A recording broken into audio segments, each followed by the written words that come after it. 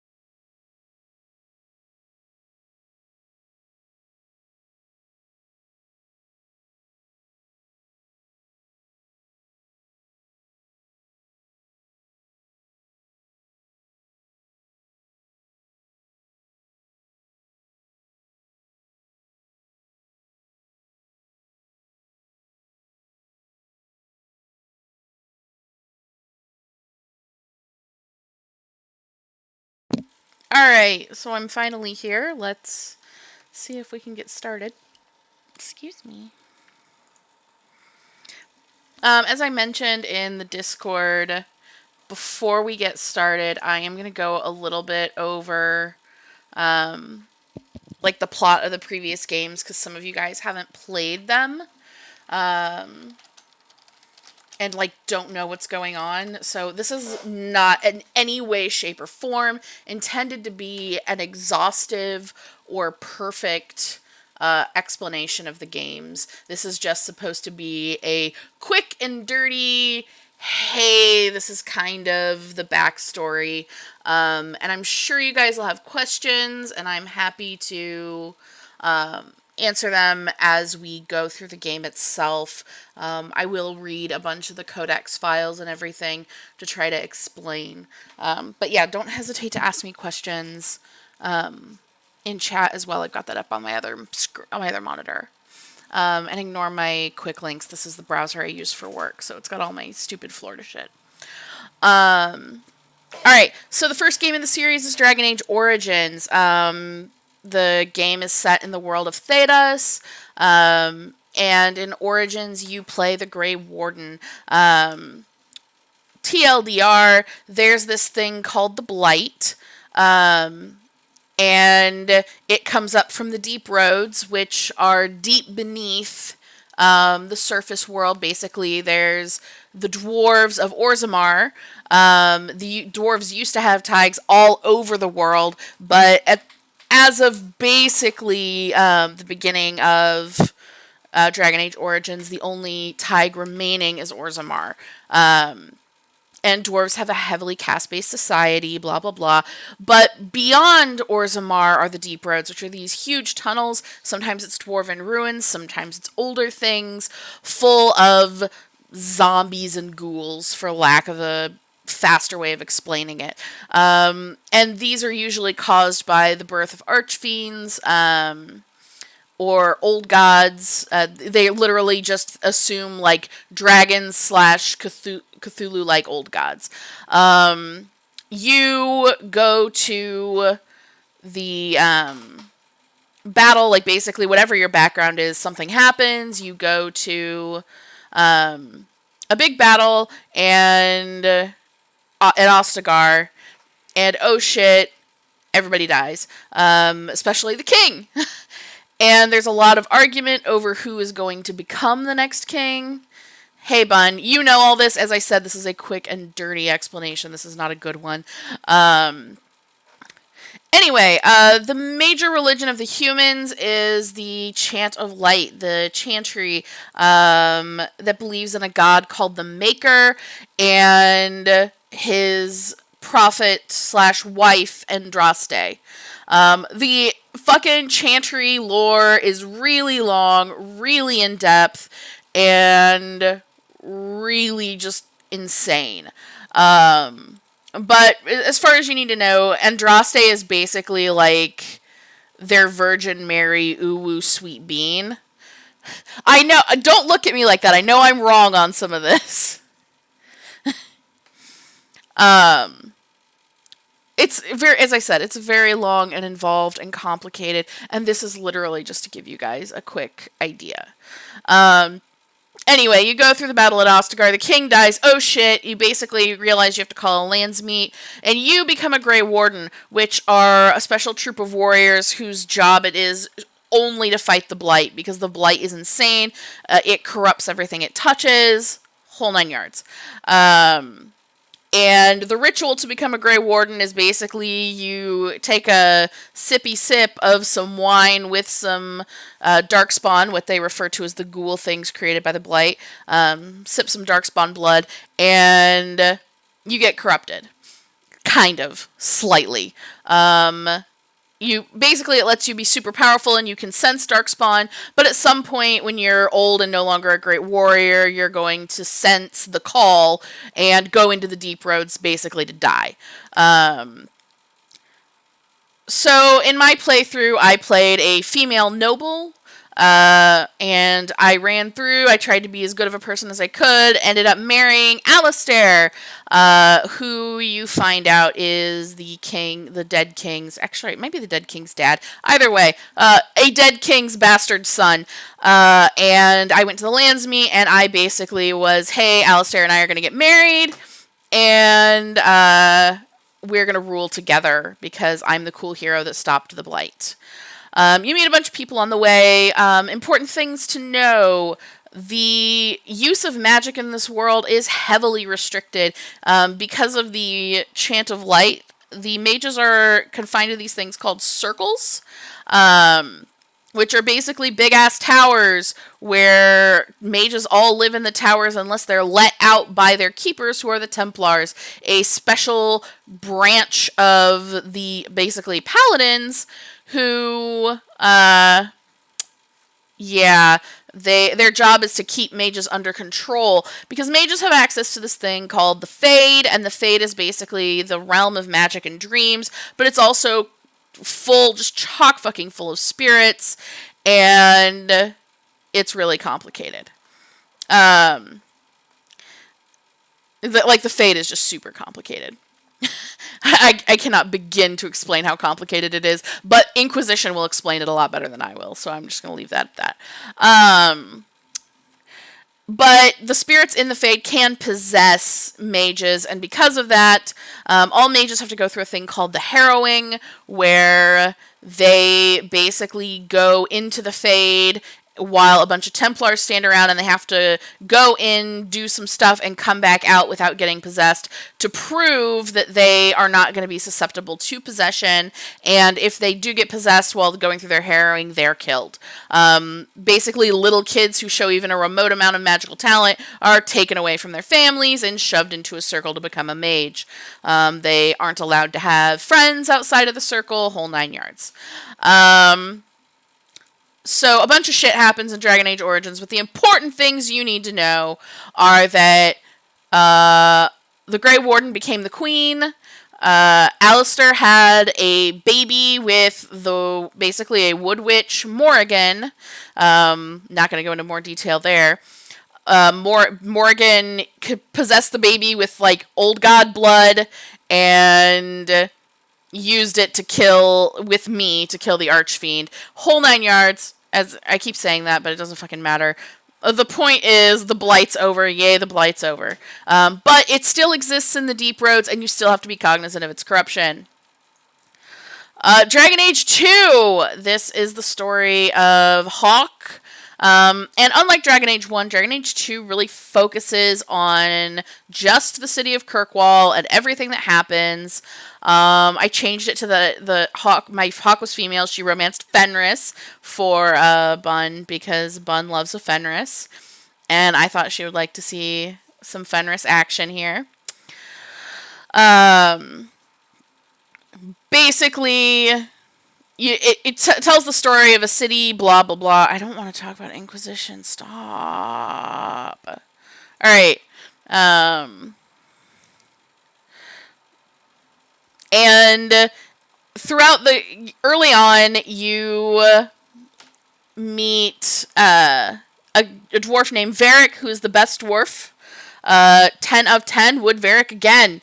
If you don't like Varric, you should probably leave this stream because he's going to be my best fucking friend in this playthrough, and you guys can deal with that. Because he's the best fucking dwarf. Anyway, I just whipped this together. But what happens is, early on in Dragon Age 1, there's this village Lothering that you go through. And in Dragon Age 2, you play somebody who ran away from Lothering to escape the Blight, and as you were leaving, one of your siblings was killed. In my playthrough, it was my brother, because I was, cute. And a mage, I can't talk today, and not a mage, and my sister, was a wild mage who was pretending not to be, and ended up joining the Grey Wardens, whole 9 yards. Terrible stuff. Stop! My cats are going insane. Anyway, I'm gonna jump ahead a bit. Basically what happens is, in Dragon Age 2, the war between the mages and the Templars escalates severely because Anders, who is normally the one I romance, God help me, Anders but used to be a Grey Warden and now is not, and he basically is really upset with the way mages are treated and makes the decision to blow up the chantry in Kirkwall, which is the big fucking church. Basically, it's like if somebody was like, you know what I'm going to do because I hate the church so much, I'm going to fucking blow up the local cathedral. Fuck the church, here's 95 reasons why. I should mention that my significant other, who is significantly more into Dragon Age than I am, which is saying something, is rolling in his grave, I'm sure, right now, over the fact that I'm not giving all the details. But you should... Regardless, you should definitely play Dragon Age 2. It is really, really good. And unlike Dragon Age 1, it holds up a lot better with regards to graphics. Dragon Age 1 is almost painful, as Tox can definitely attest to. Anyway, so Dragon Age Inquisition is going to start a little while after the whole thing went down. A big thing is you find out about lyrium in Dragon Age 2, or red lyrium. Basically, there's this mineral that goes around under the ground. Dwarves can't use magic, so they mine the shit, and it's used to make potions that are really good for mages. But there is red lyrium that people found in as well underground. And the whole basically plot of Kirkwall kind of follows also a red lyrium idol that ends up in the hands of the Templars, drives the leader of the Templars in Kirkwall insane, and after Anders blows up the church, the leader of the Templars is like, fuck it, we're going to kill every mage in this city, And you basically have to go decide, am I going to save the mages or am I going to side with the Templars? And I, of course, sided with the mages because we are playing a fucking Romancing the Egg playthrough here, which means all mages all the time. We love mages in this house. Alright, stan mages. Alright. I'm sure you guys are going to have more questions, and I've absolutely left out the Canary completely, which is saying something, but they're very important. As I said, I will do my best to explain, and if you have any questions, do not hesitate to let me know in the chat. I will answer them to the best of my ability. And now, 2 hours after I was planning to start, let's actually start Dragon Age Inquisition.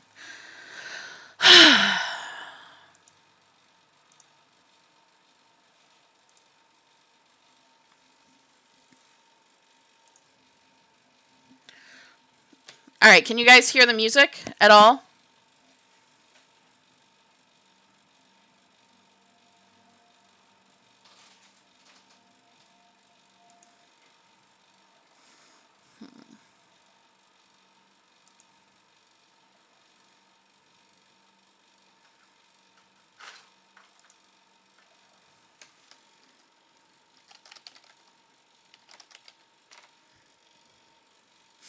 I did not romance Felicia Day because I actually don't like the DLC she's in.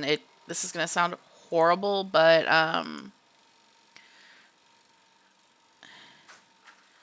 it really seems like a masturbatory car wreck, if you ask me. Okay, can you guys hear this?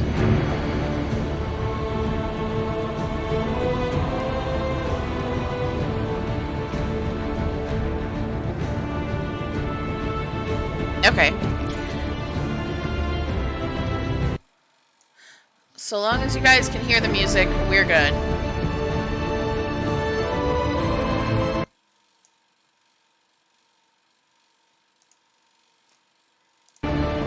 How is it now?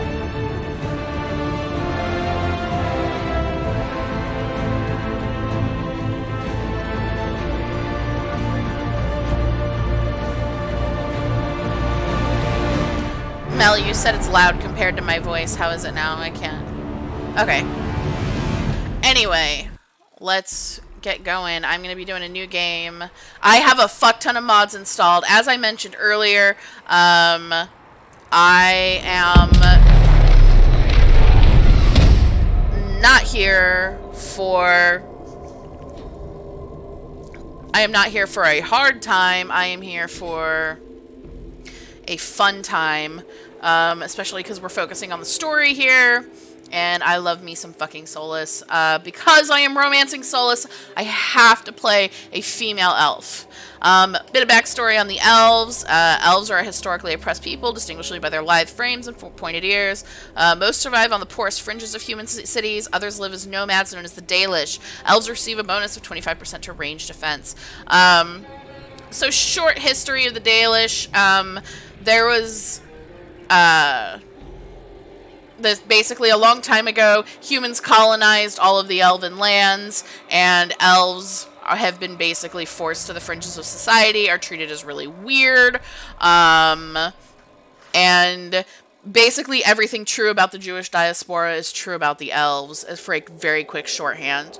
But yeah.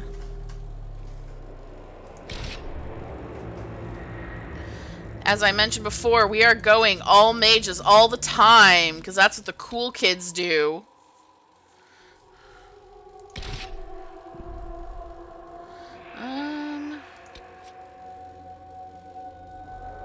Purely narrative focus. Perfect. Let's go.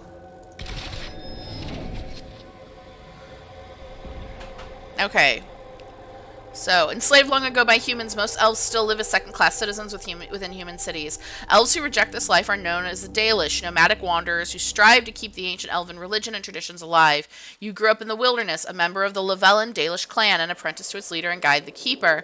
The clan wandered the northern free marches, and you had little need to interact with humans until the Keeper sent you to the Chantry's conclave as a spy. What happened there, she said, would impact not only the Dalish, but indeed all elves. She could not have known how right she was. So, here we go. We are a Dalish apprentice. We're going to import my world state from the keep.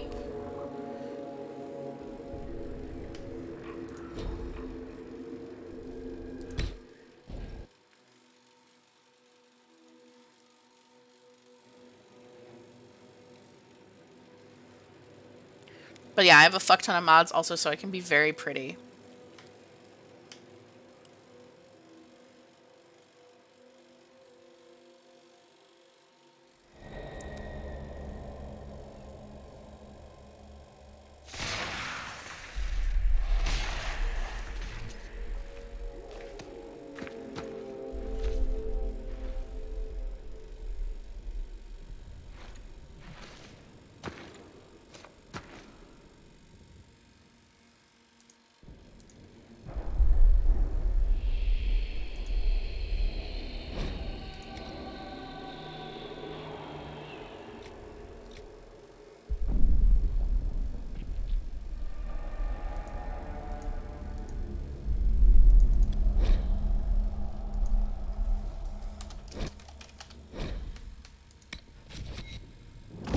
Wait, no!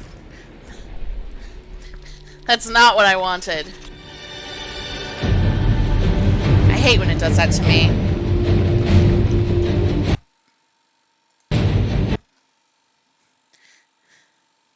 I hate this. I hate it in my heart.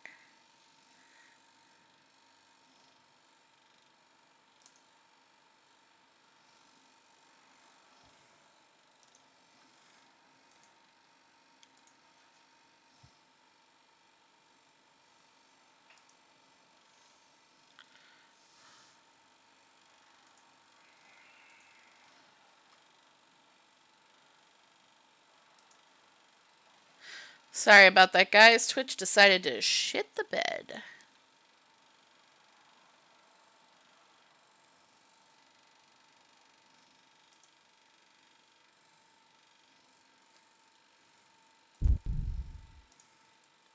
Can you see it now?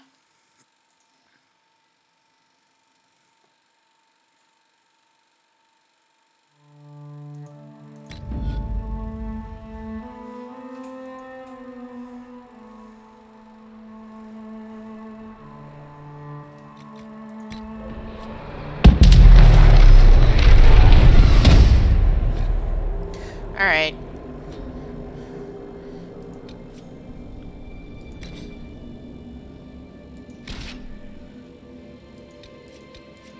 That's fine, because it, like, shat the bed when I was trying to make my character appearance, so...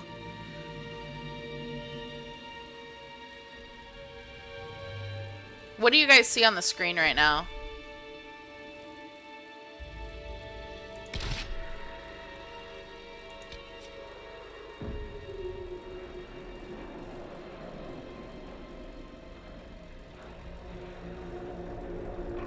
OBS, what is wrong with you?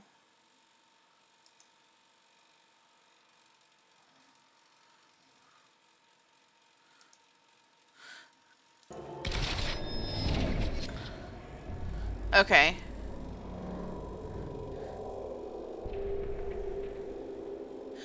This is so weird. If I don't have OBS selected, it's not updating.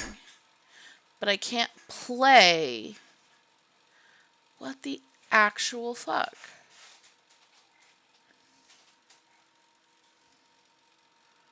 Like when I have OBS selected, it's showing the animated screen.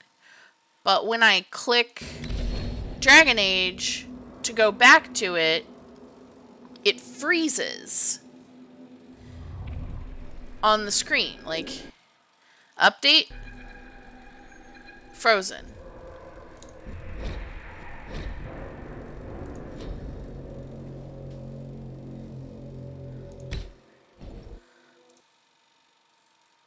Like here, now you guys can see the loading screen. And now it's frozen on the loading screen, but I have a different loading screen.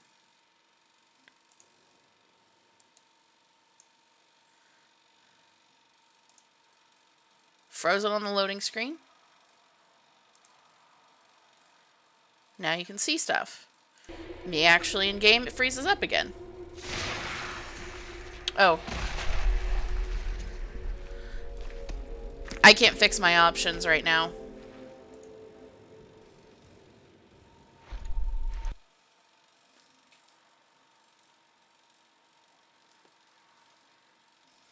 I'm going to do appearance customization really quick, and then...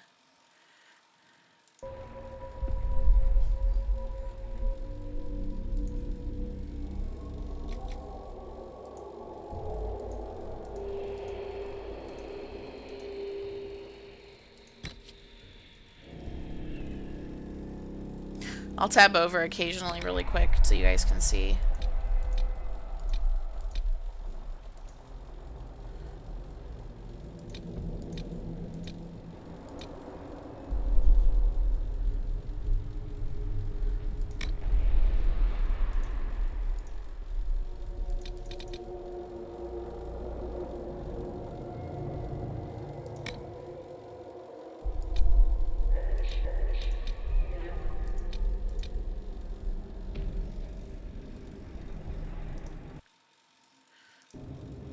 There, you can see some more elf action.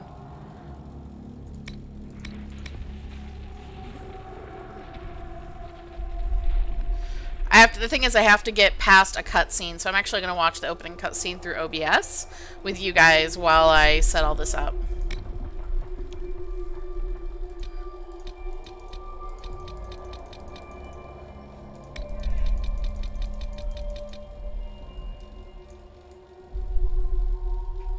And I have modded hair, so it shows in most cutscenes, but not all of them. And a lot of times when I'm running around, it's not gonna show the modded hair, which is proof that someone hates me and I think it's God.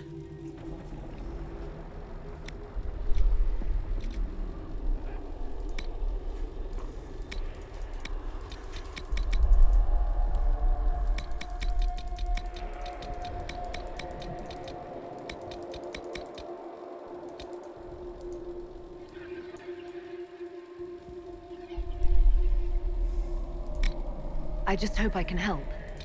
I just hope I can help. Everything you've heard? Completely true. How much is this going to cost me exactly?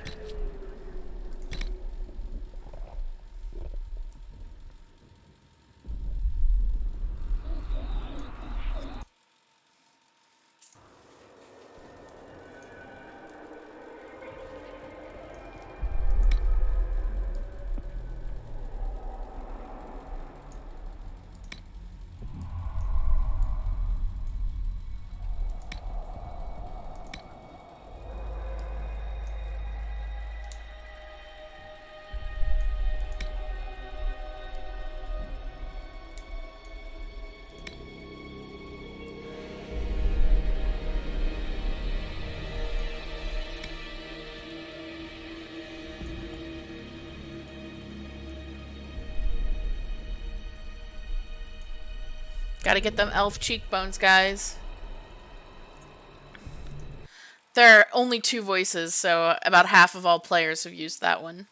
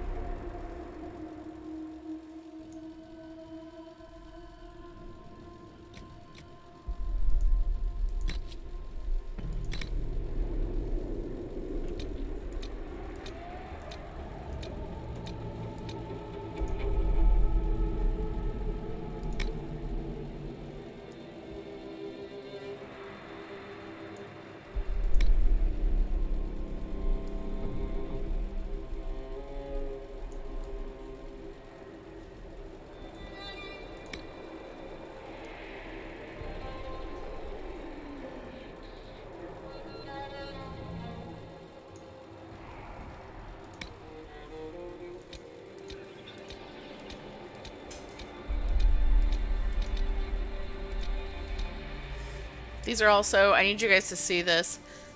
This game has so many horrible eyebrow options. I really should have downloaded a mod for eyebrows, but I just don't care enough.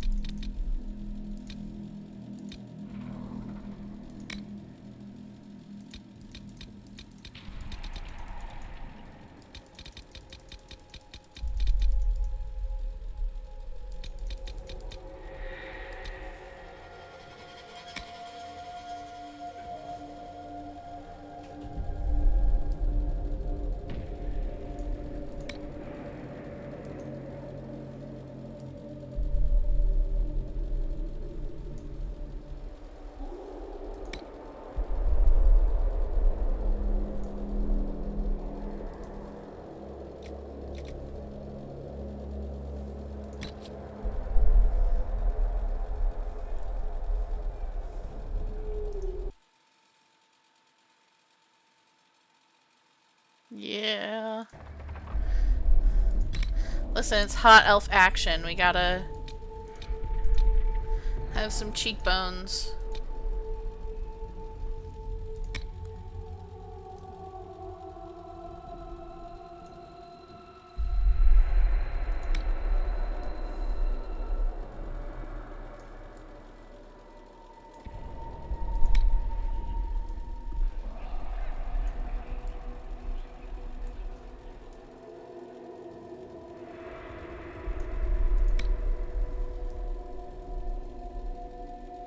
You also have to be really careful because, especially a lot of the bone stuff, you can mess with the Valasline that the elves have, and that's kind of wild.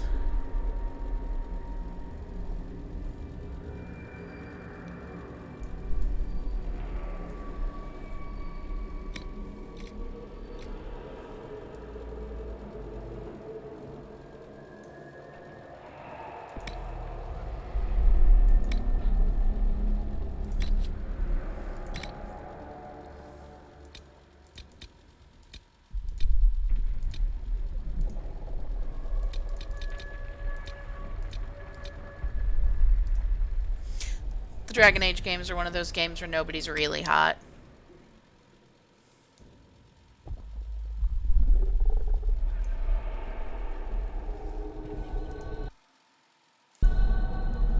Except, you know, the NPCs.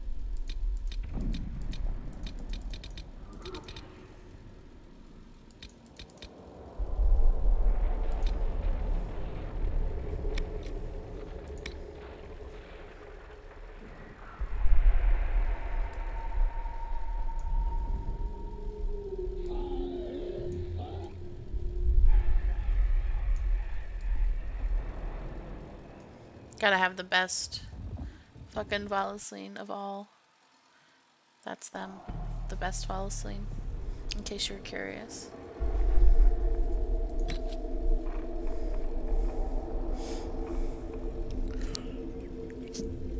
So, quick summary about the Valesline. They are traditional tattoos that the Dalish have that they get basically when they become an adult in honor of their gods.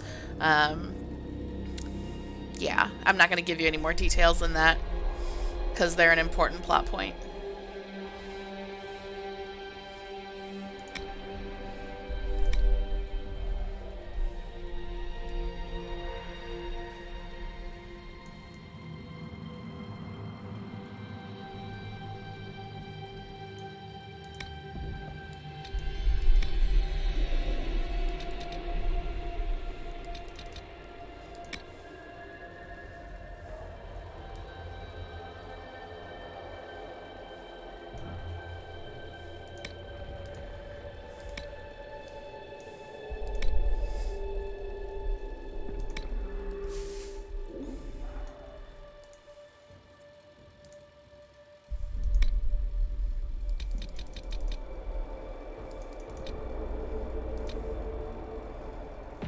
Okay, not that intense, Sugar Bear.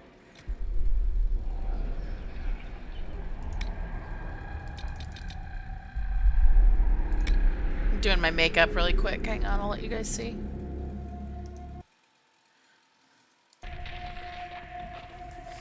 Got a good smoky eye going on.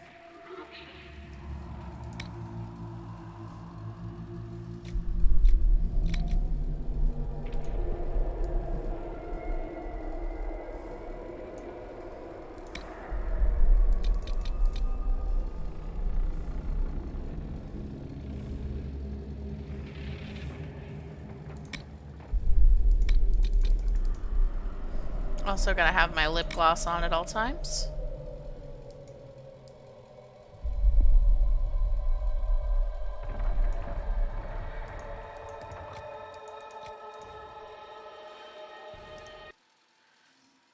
Okay.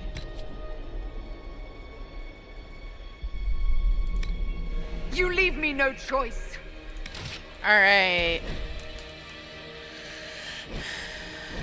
I'm about to accept it, and then we're gonna get into the opening cutscene. Sorry this is taking so long.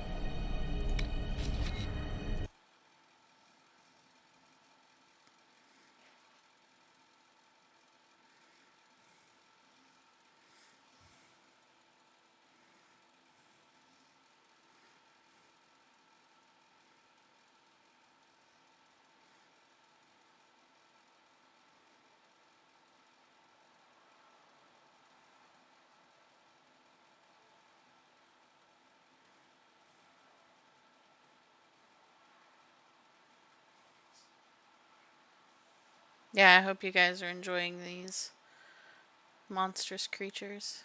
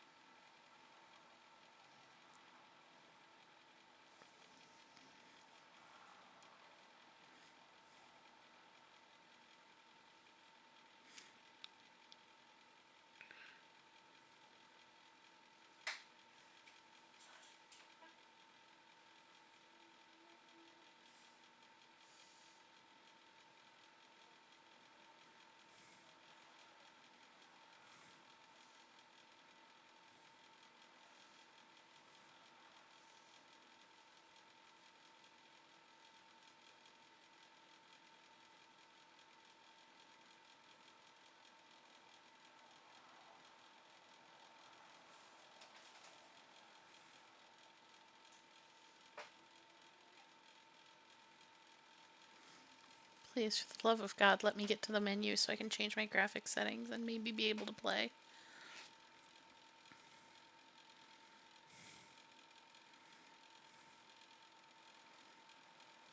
Hey, Liliana.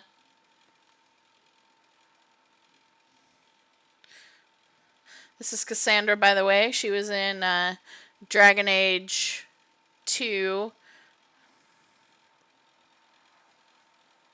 Cassandra was in Dragon Age 2. She was actually interviewing Varric, and the entire story of Dragon Age 2 was Varric telling Cassandra what happened. And Liliana was one of your companions in Dragon Age 1. She's a bard from Orlais, in the city of Valroyo.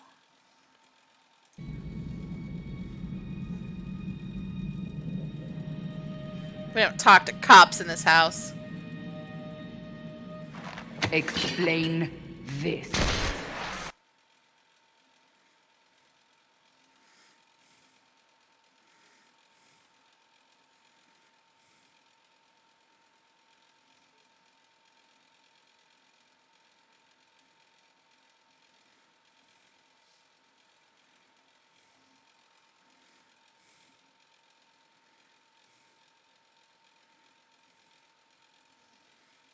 All right. Ah.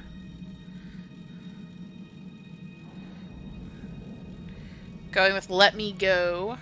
Actually, no, I think I'll go with I'm confused. I know I should say all those people, but I'm a Solas fucker, which means no, I don't give a shit. I don't understand.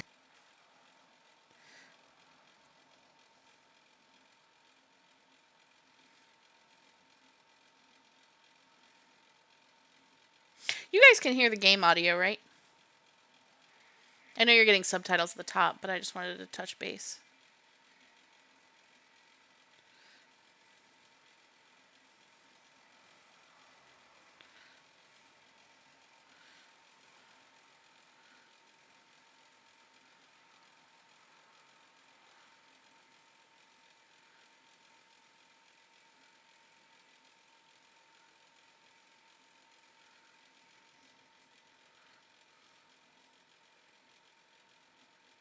Yeah. Well, as soon as I can fix it, you'll get Liliana's voice all the time. I'm so mad right now.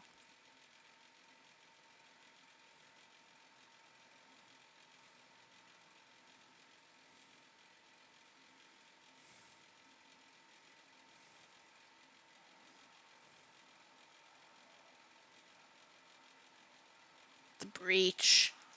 Massive rift into the world that demons grow larger with each passing hour.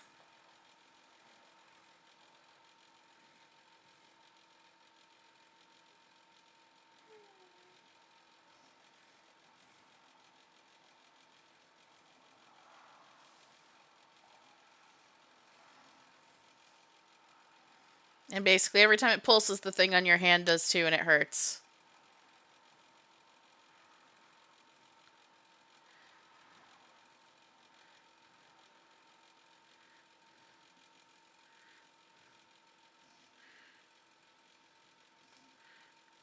Alright.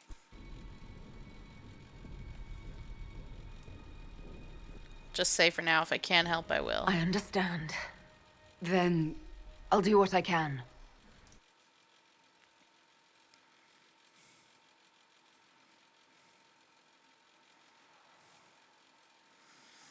Cassandra is a seeker, which, without getting into a long explanation, is basically like the Navy SEALs of fucking the Chantry.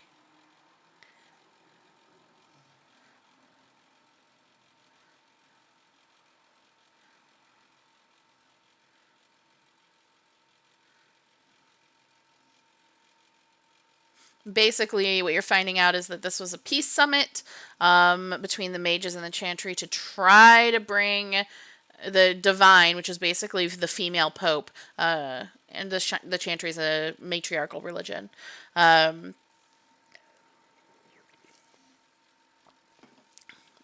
was a big summit between the mages and the Templars with the Chantry to try to fix everything, and you are the only survivor. There was an explosion that tore the breach into the world, and yeah.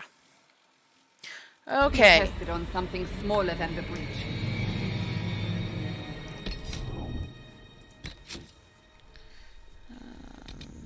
Display.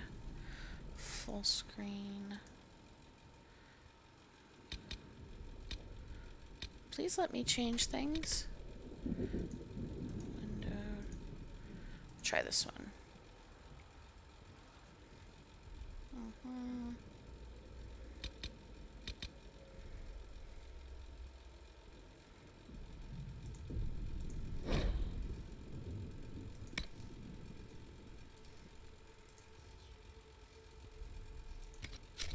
Okay, are you guys seeing it move as I move through things?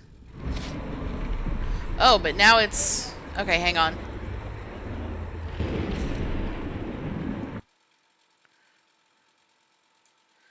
I gotta mess around with it because it's way bigger than my display screen now.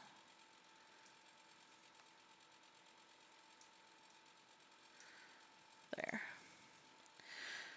Okay. You guys should be able to see and hear everything while I'm running around. Is that so? Alright, perfect. All things in this world are finite. What one man gains, another has lost. Those who steal from their brothers and sisters do harm to their livelihoods and to their peace of mind. Our Maker sees this split every heart apart. Open the gate. We are heading into the valley.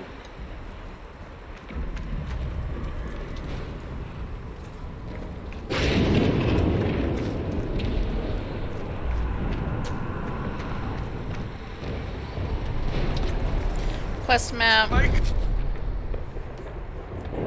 Basically, we're going over here.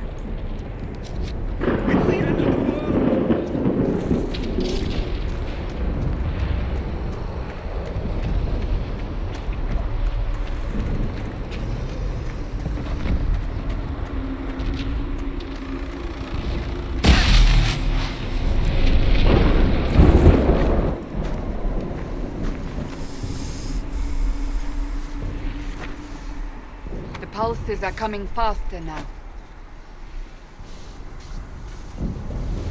The larger the breach grows, the more rifts appear, the more demons we face. How did I survive the blast? They said you stepped out of a rift, then fell unconscious. They say a woman was in the rift behind you. No one knows who she was. Everything farther in the valley.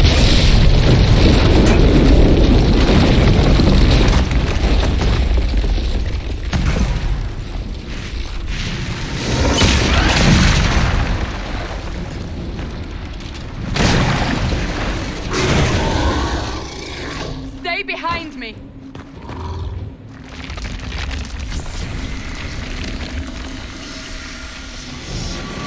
I'm a mage. There's a staff. Fuck it.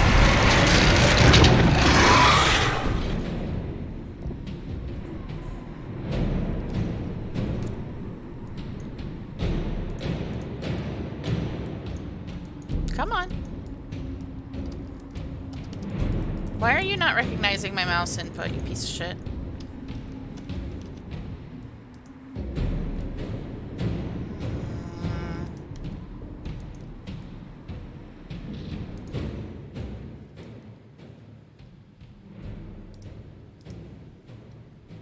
Back. Back. Okay, I'm targeting it. Left click to attack, not working. R to attack, not working. 1 to cast a spell, not working.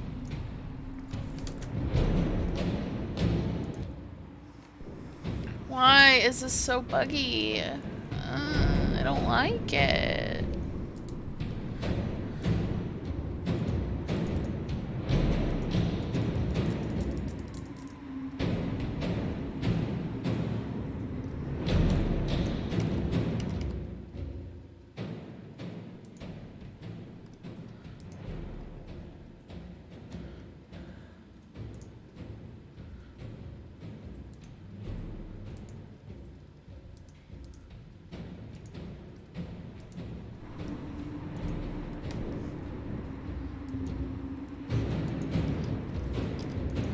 Come on.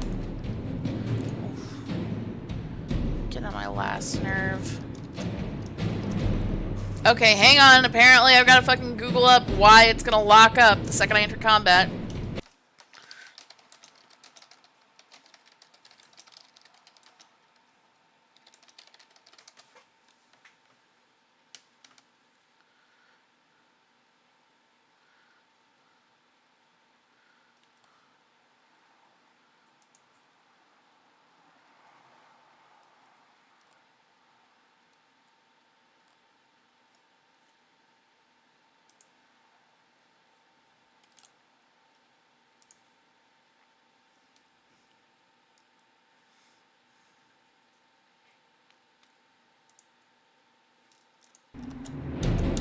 Won't even let me jump.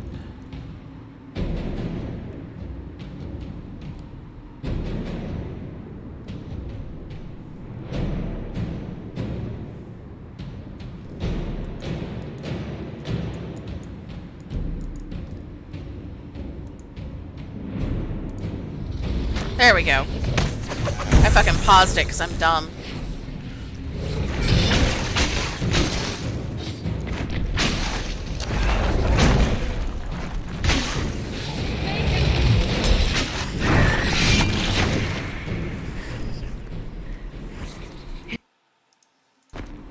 Drop your weapon. Weapon. Now. Stop!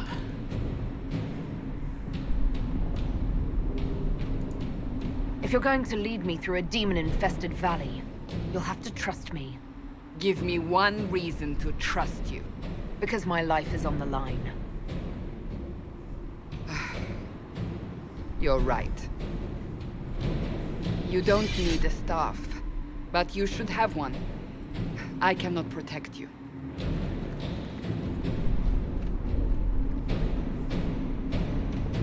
I should remember you agreed to come willingly.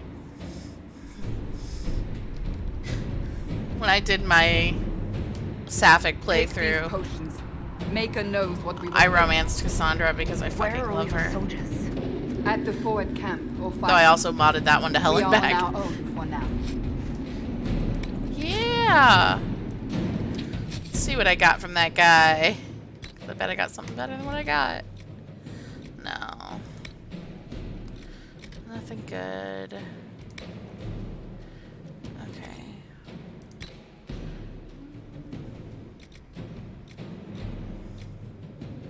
There we go. Damn it. Oh well, I'll be level 18 really quick.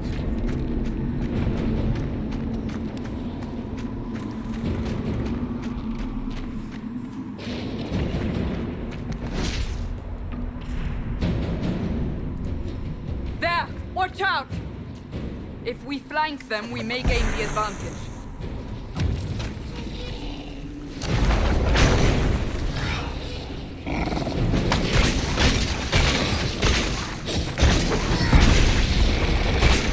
One down! Nice job, dipshit.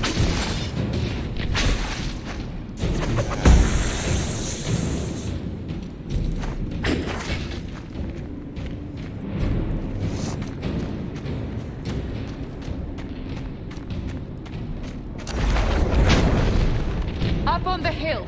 It attacks from a distance.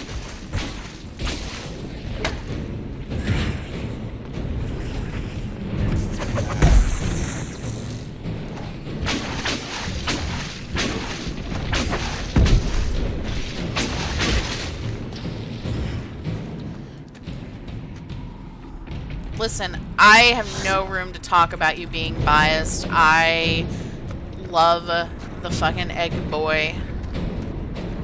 Life has many doors, egg boy. So, They're falling from the breach!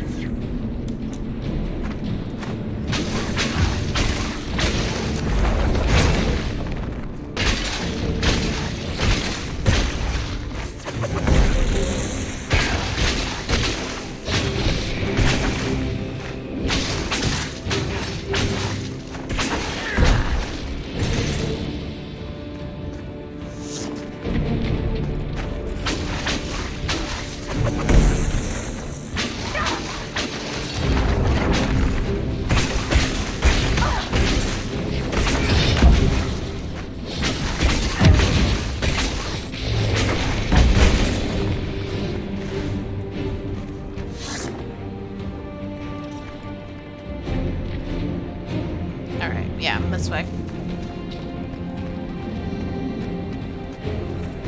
We're getting close to the rift. You can hear the fighting. Who's fighting? You'll see soon. We must help them. Yeah, we do need to help them, don't we? I'm so excited. Hey, babe.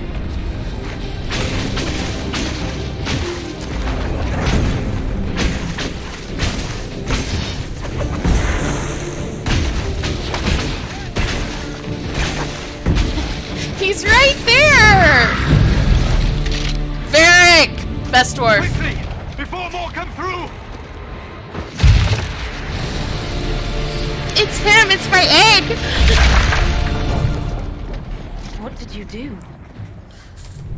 I did nothing. The credit is yours.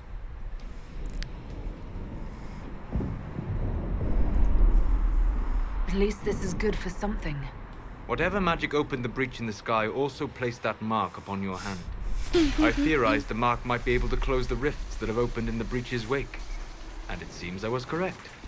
Meaning it could also close the breach itself. Possibly. It seems you hold the key to our salvation. Hi, sweetie. Good to know. Here I thought we'd be ass deep in demons forever. I love you, Varric. Varric Tethras, rogue, storyteller, and occasionally unwelcome tag-along. You are always welcome in my house.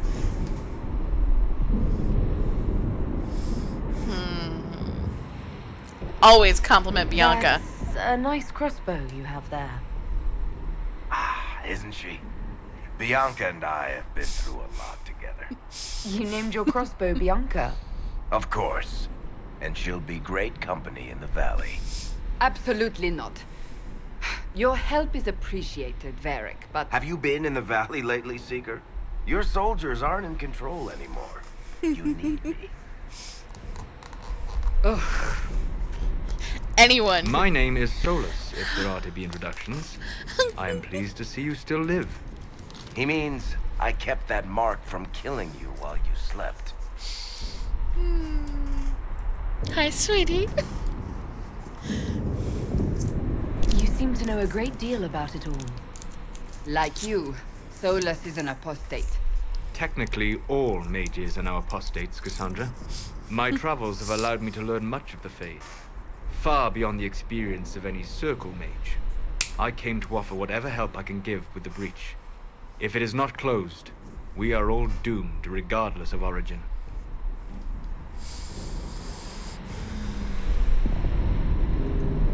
And what will you do once this is over? One hopes those in power will remember who helped, and who did not. Cassandra, you should know, the magic involved here is unlike any I have seen. Your prisoner is a mage. I find it difficult to imagine any mage having such power. I love him. Understood. You might hear me eat. I'm sorry. We must get to the forward camp quickly. Well, Bianca's excited. Bet she is, babe. Me, my boyfriend, my best friend, my jailer. We're all This gonna way, go for a down walk. The bank. The road ahead is blocked. We must move quickly. All right.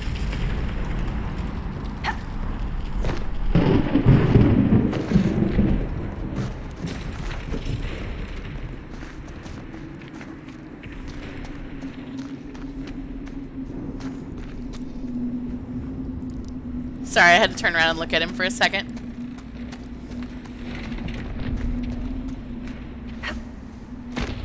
Demons ahead. Glad you brought me now, Seeker.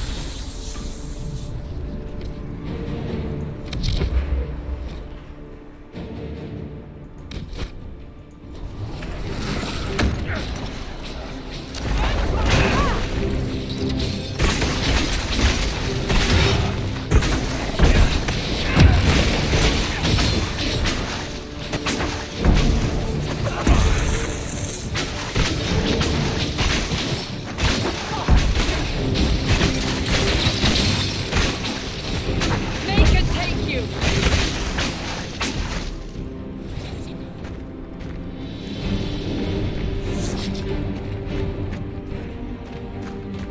One of the things I brought, because I'm super fucking smart, is I installed a mod that makes the banter between party members Are you innocent? occur a hell of a lot more often. That'll get you every time. Should have spun a story. That's what you would have done. It's more believable and less prone to result in premature execution.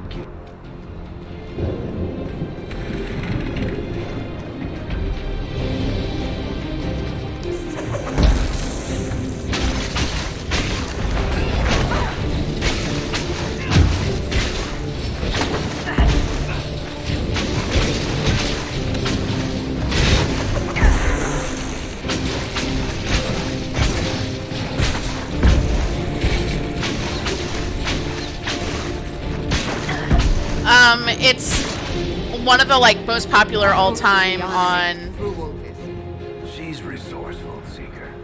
We will see for ourselves at the forward camp. We're almost there. On Nexus mods, it's one of the most popular mods, just like top listing, all time. But I will link you after I'm done here. Just remind me, like send me a DM in Discord. Another rift! We must seal it! Quickly! They keep coming! Help us!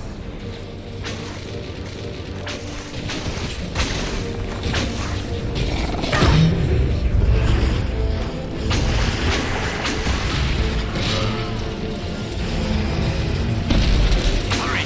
Use the mark!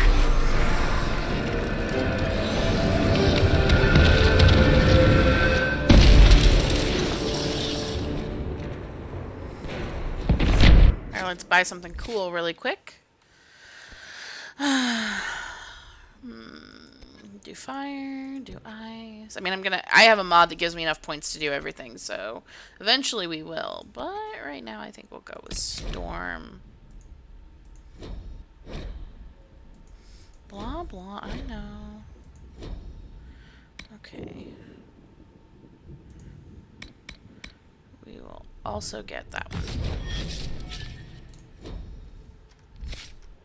Rift is gone. Open the gate. Right away, Lady Cassandra. We're clear for the moment. Well done. Whatever that thing on your hand is, it's useful.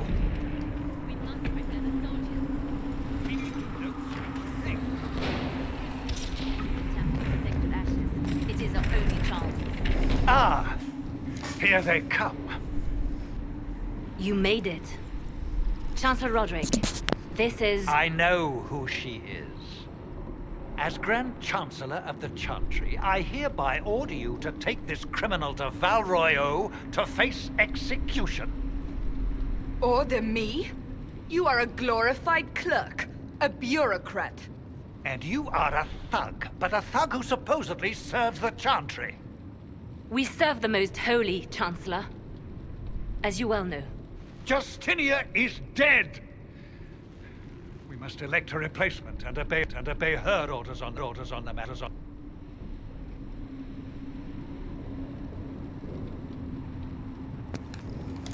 Alright, here we go.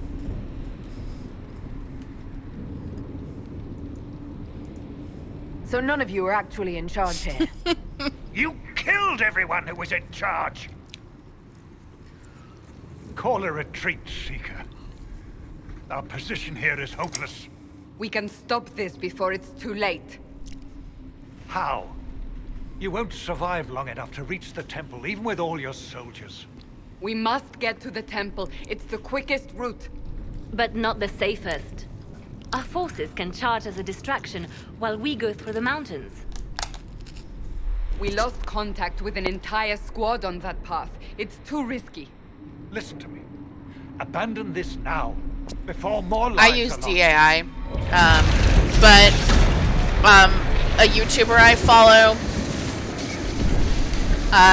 recently put out a video a couple months ago of how to use DAI and Frosty at the same time, and I was thinking about doing it for this How do you think this we playthrough, should but I decided not to.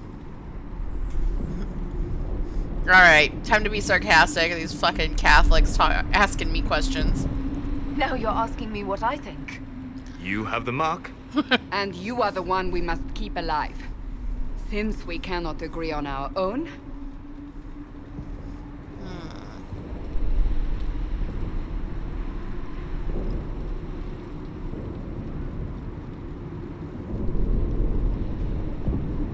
we're taking the mountain path. Use the mountain path. Work together. You all know what's at stake. Liliana, bring everyone left in the valley. Everyone. On your head be the consequences, Seeker.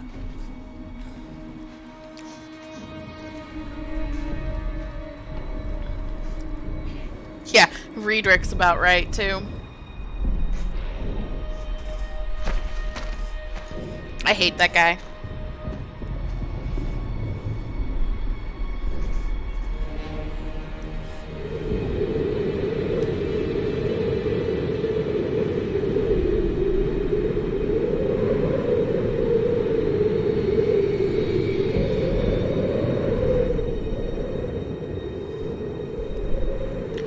Alright, here we go.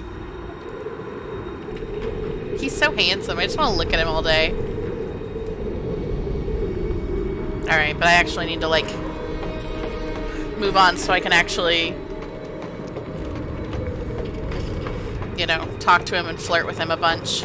The tunnel should be just ahead. The path to the temple lies just beyond it. What manner of tunnel is this? A mine? Part of an old mining complex. These mountains are full of such paths.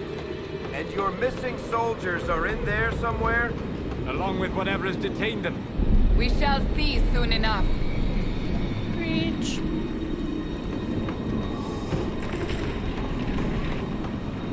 I don't want to watch him freeze. I want to kiss his egg head.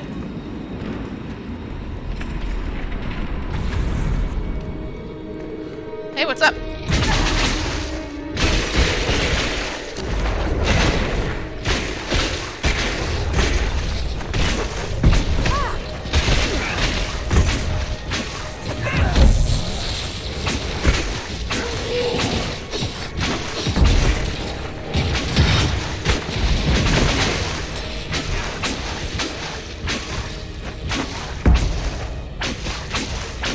Okay.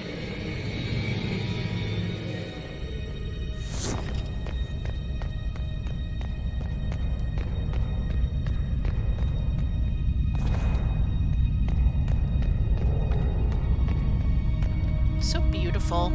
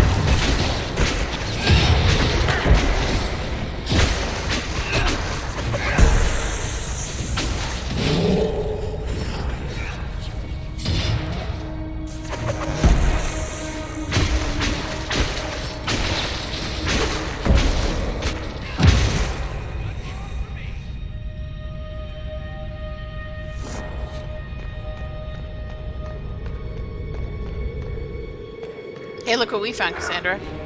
Guess we found the soldiers. That cannot be all of them. So the others could be holed up ahead. Our priority must be the breach. Unless we seal it soon, no one is safe. I'm leaving that to our elven friend here.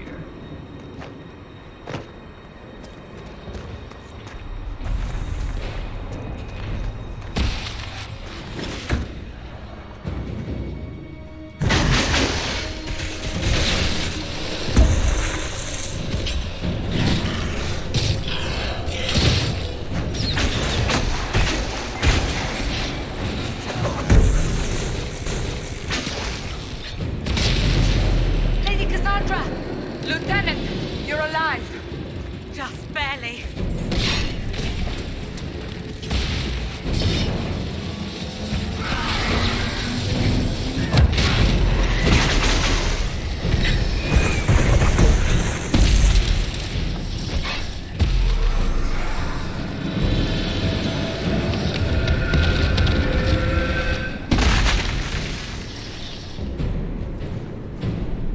Hi, handsome. Sealed, as before. You are becoming quite proficient at this. Let's hope it works on the big one. Thank the Maker you finally arrived, Lady Cassandra. I don't think we could have held out much longer. Thank our prisoner, Lieutenant. She insisted we come this way. The prisoner? Then you...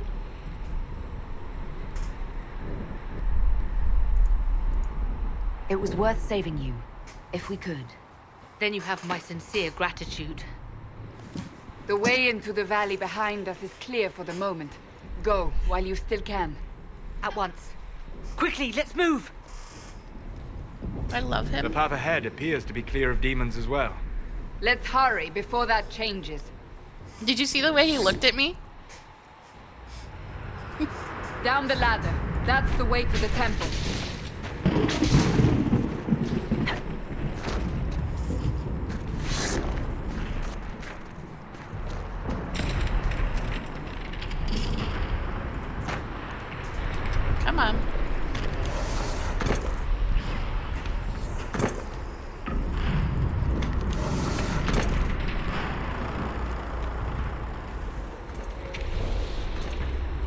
Hey, handsome, let's go.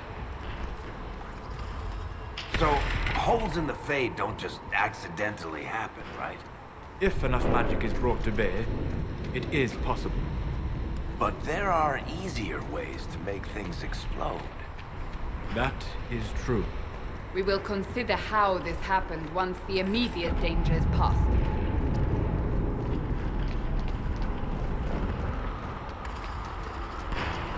The Temple of Sacred Ashes. What's left of it? That is where you walked out of the Fade, and our soldiers found you. They say a woman was in the rift behind you. No one knows who she was. Okay, so the thing you need to know, you actually go to the Temple of Sacred Ashes in the first game as well. It was where the Ashes of Andraste were kept, and you had to do a whole quest because people were fucking with the ashes.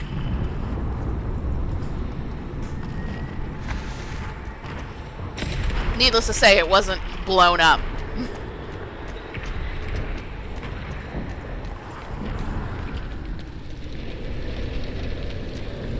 Also, these bodies weren't everywhere like they are now.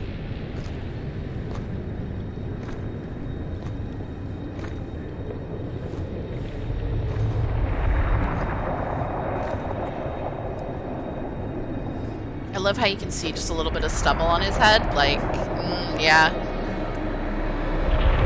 Just the bearish brush, 5 o'clock shadow.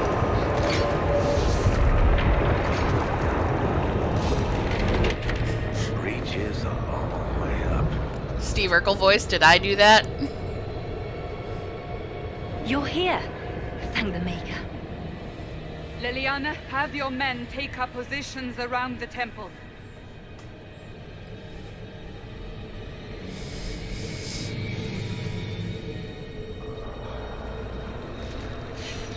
This is your chance to end this.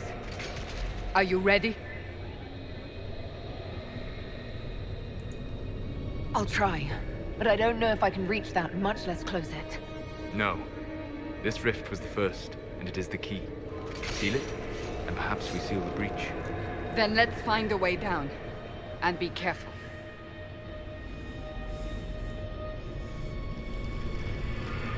Now is the hour of our victory. Bring forth the sacrifice. What are we hearing? At a guess, the person who created the breach.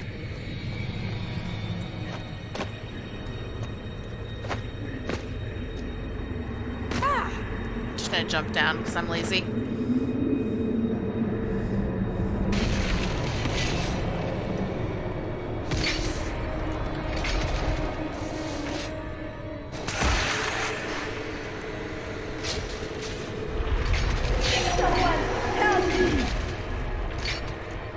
What's going on here? That was your voice. Most Holy called out to you, but...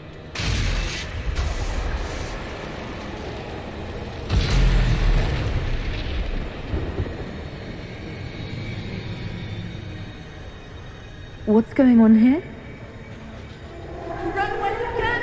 Hold them! We have an intruder. Slay the elf.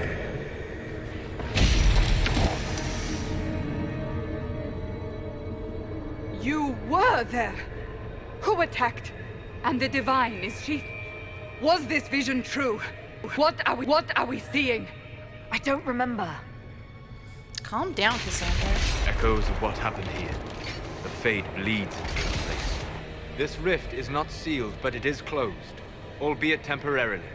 I believe that with the mark, the rift can be opened, and then sealed properly and safely. However, opening the rift will likely attract attention from the other side. That means demons! Stand ready!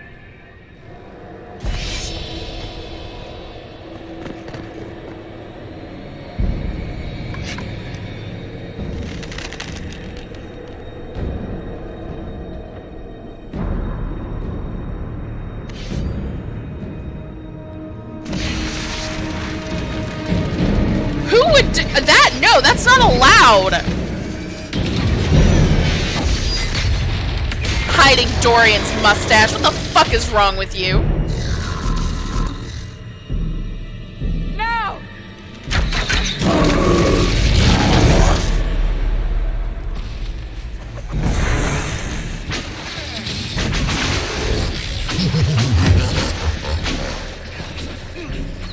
We must strip its defenses. Wear it down. Since this is really early in the game, this fight's actually really long because it's... You basically have to sit here and just dump damage into it.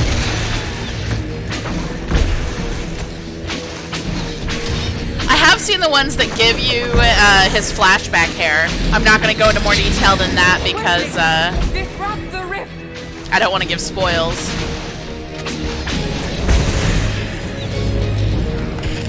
Alright. Let's disrupt this so we can get some real damage going. The demon is vulnerable. Now!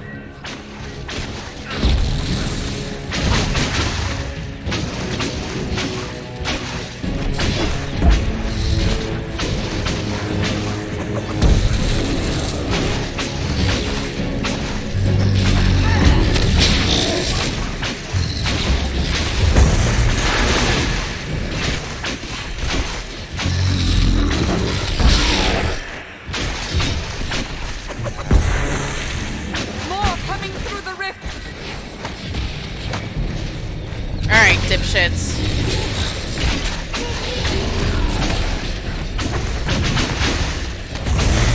Gonna get these guys off me before I can actually deal with the rift itself, and then deal with the demon.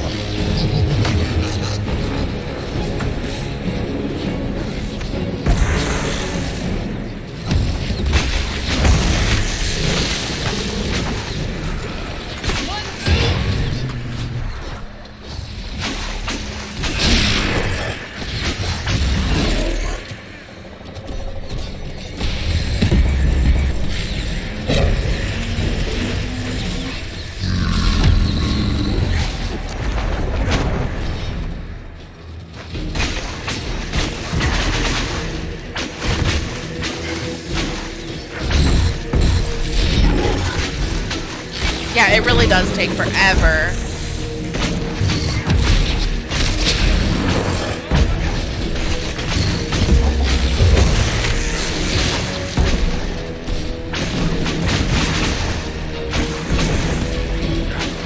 And I feel like a large part of why it takes forever is because you don't have a lot of abilities yet. So it's just kind of like you're doing the same things over and over. Hi, Aro! I'm going ooh-woo over my egg boy.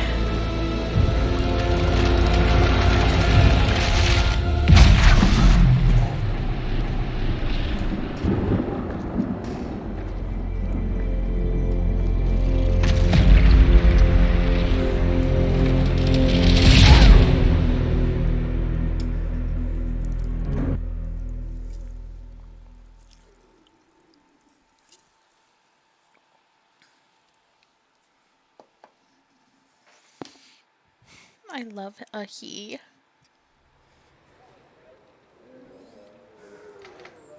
Check out my hot modded PJs, guys.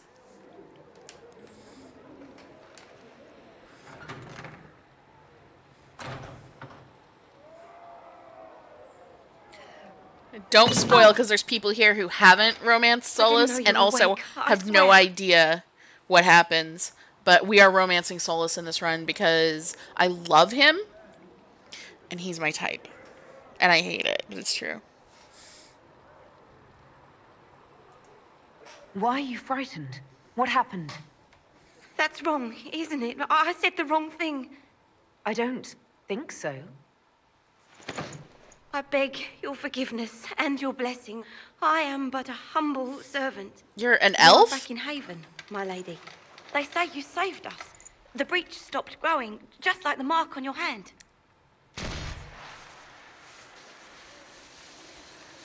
It's all anyone has talked about for the last 3 days. So you're saying they're happy with me? I'm only Fucking saying Catholics. what I heard. I didn't mean anything by it. I'm certain Lady Cassandra would want to know you've wakened. She said, at once. And where is she? In the Chantry, with the Lord Chancellor. At once, she said.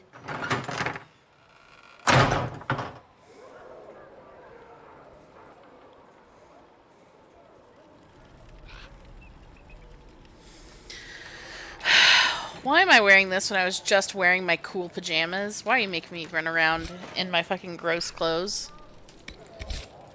I hate it. Alright.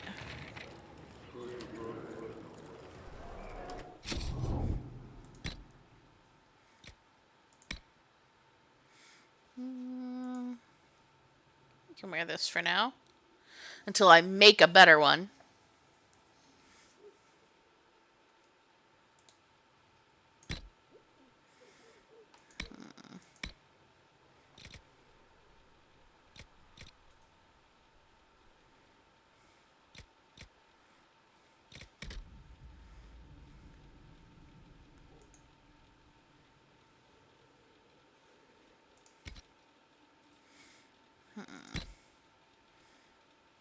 Did I get any new staves? Let's see what I got.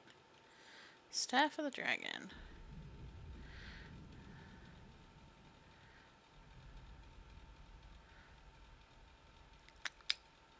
Yeah. Upgrade to some fire damage until I can use the other one.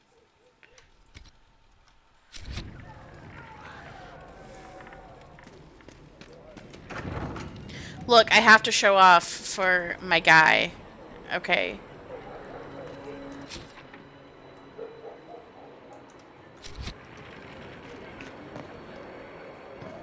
That's her. That's the Herald of Andraste. Hey bro, what's up? I believe Seeker Cassandra would like to speak with you. Hint, no one's gonna hang out with you. Solas isn't in any of the previous games.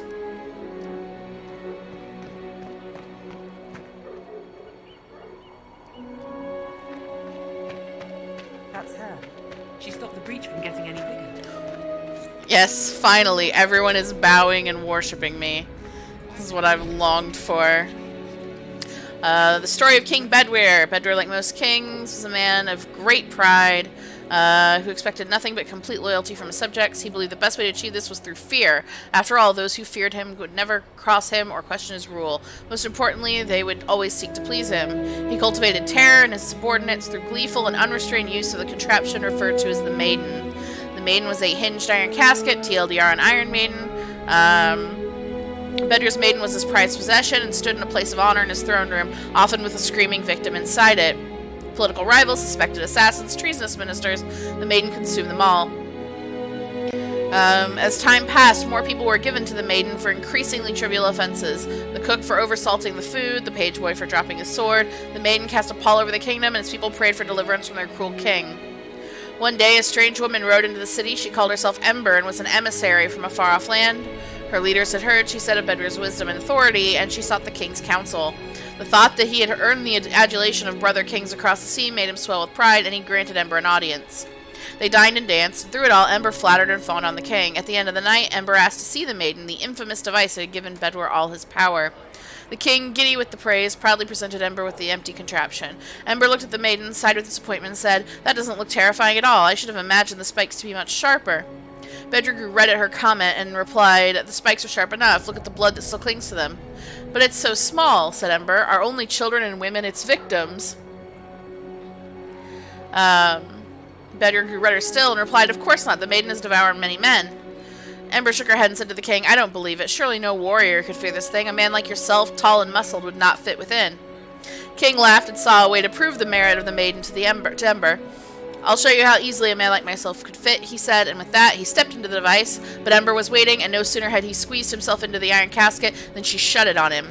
She took the maiden, with the screaming Bedwer inside, through the castle and down into the city, and the people, finally free from the king's tyranny, cheered and danced to the singing that echoed through the streets until Bedwer was dead and it finally stopped.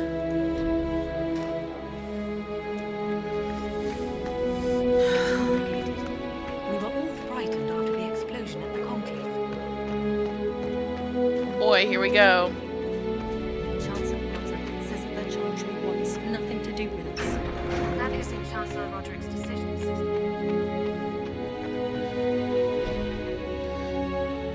Prayer for the dead.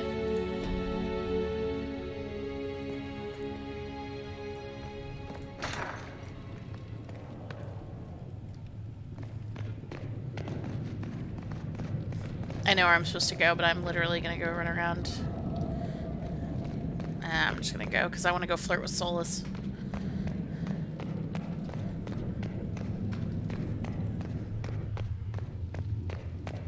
Have you gone completely mad?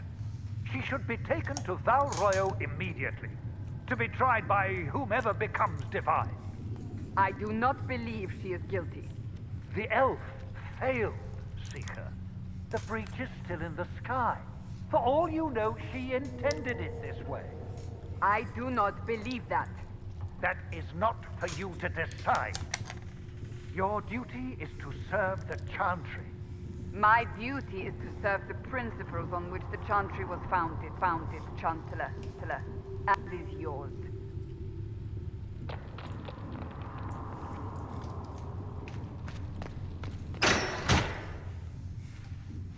Chain her! I want her prepared for travel to the capital for trial. Shut the fuck up, Roderick. Disregard that and leave us. You walk a dangerous line, Seeker. The breach is stable, but it is still a threat. I will not ignore it.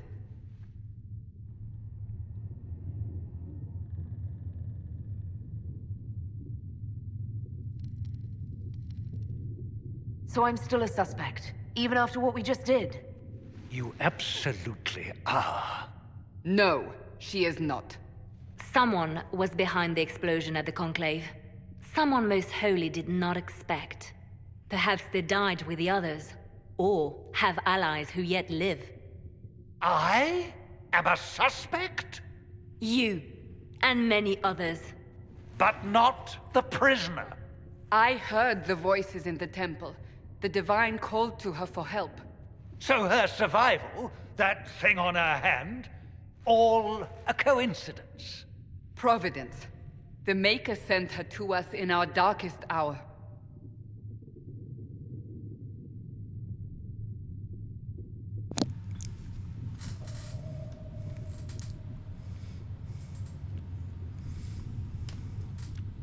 I am not a chosen one of this other religion I don't follow.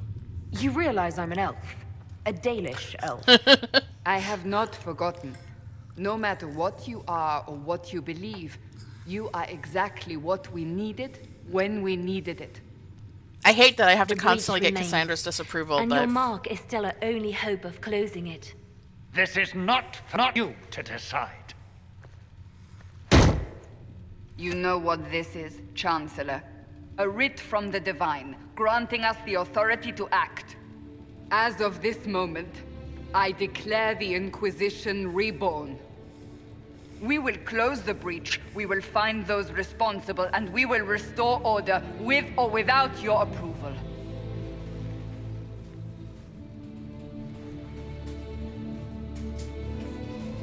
This is the Divine's directive. Rebuild the Inquisition of Dawn. Find those who will stand against the chaos. Alistair is ready. so precious. We have no leader, no numbers. And now, no Chantry support. But we have no choice. We must act now, with you at our side. I'm What an is elf. the I don't know what you're Inquisition talking of about. old, exactly. It preceded the Chantry. People who banded together to restore order in a world gone mad. After, they laid down their banner and formed the Templar Order, but the Templars have lost their way. We need those who can do what must be done, united under a single banner once more.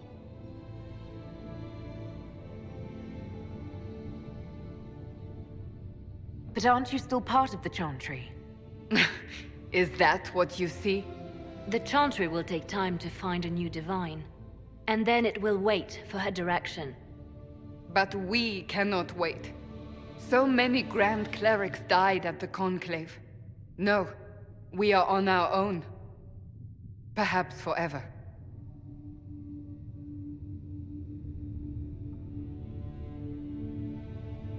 You're trying to start a holy war. We are already at war. You are already involved. Its mark is upon you. As to whether the war is holy, that depends on what we discover. If you're truly trying to restore order, that is the plan.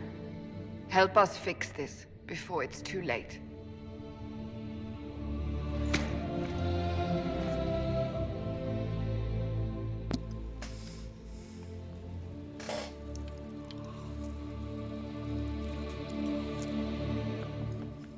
I have dated many people in my playthroughs, but I should tell you of all the husbandos in Dragon Age, Solas is 100% my husbando.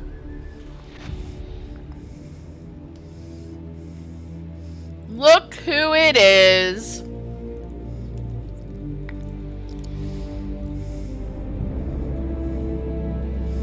We got teaser images at the EA thing, Aro.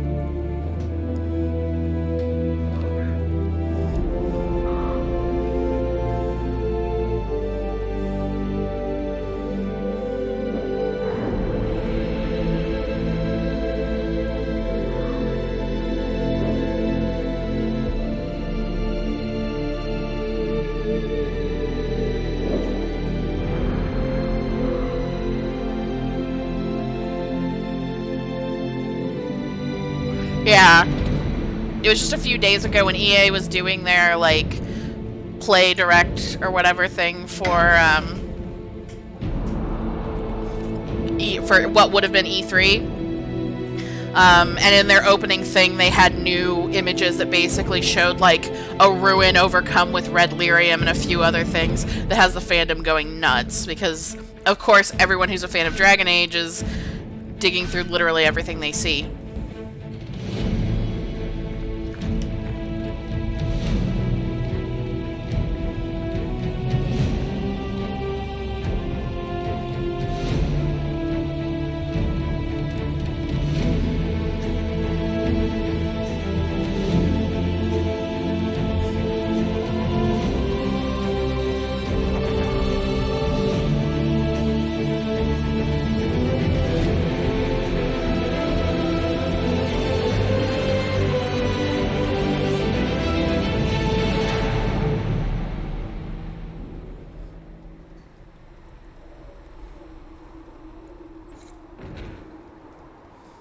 Alright. Now that I'm done with that, I'm gonna go find my boyfriend and flirt with him! Hope you guys are ready for some Solas content, because that's what you're gonna get. Hi, sweetheart! The chosen of Andraste. A blessed hero sent to save us all.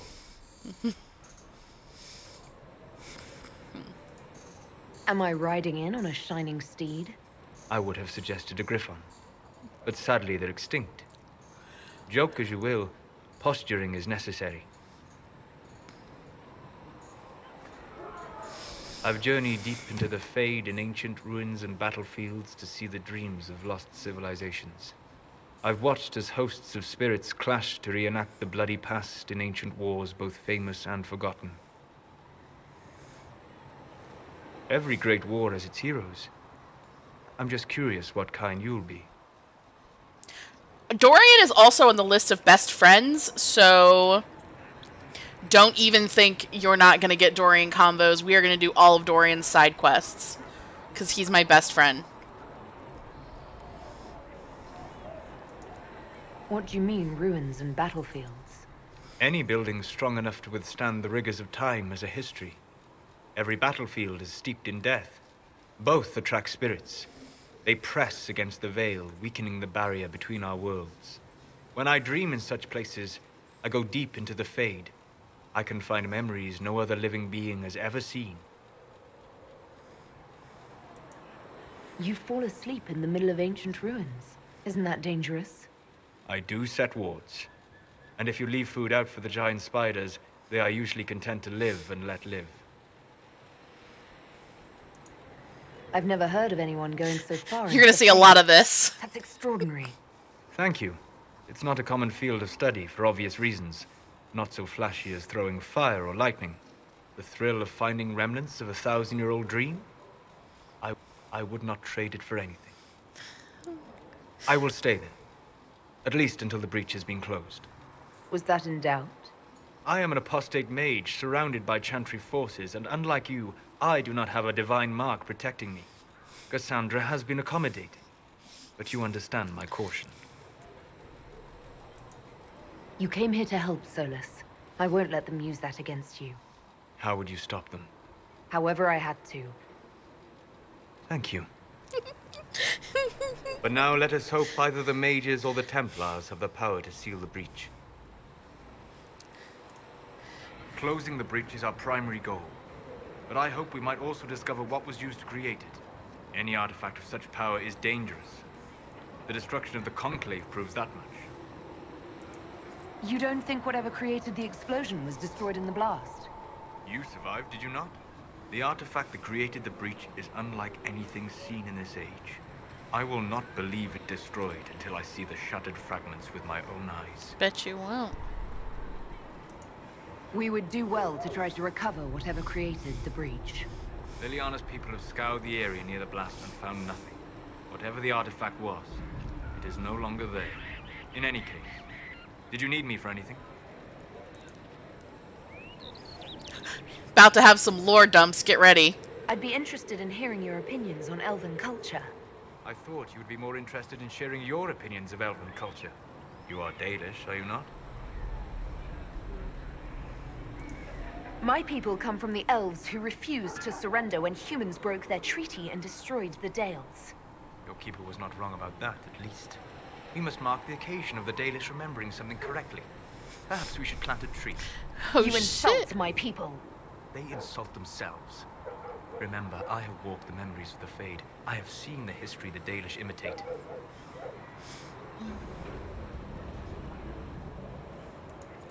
Irabellis, Haren. If the Dalish have done you a disservice, I would make that right. What course would you set for them that is better than what they know now? You are right, of course. The fault is mine, for expecting what the Dalish could never truly accomplish. Irabalas, Stalin. If I can offer any understanding, you have but to ask. Lore dumps of my husband. I'd like to know more about the elves from before our time. The Dalish strive to remember Hallam Sharal. But Hallam Sharal was merely a fumbling attempt to recreate a forgotten land. Arlathan. Elvanan was the empire, and Arlathan its greatest city. Place of magic and beauty, lost to time. You've studied ancient elves. What else do you know of Arlathan? We hear stories of them living in trees, and imagine wooden ramps or Dalish aeravels. Imagine instead spires of crystal twining through the branches, palaces floating among the clouds. Imagine beings who lived forever, for whom magic was as natural as breathing. That is what was lost. Are all Dalish elves like my clan?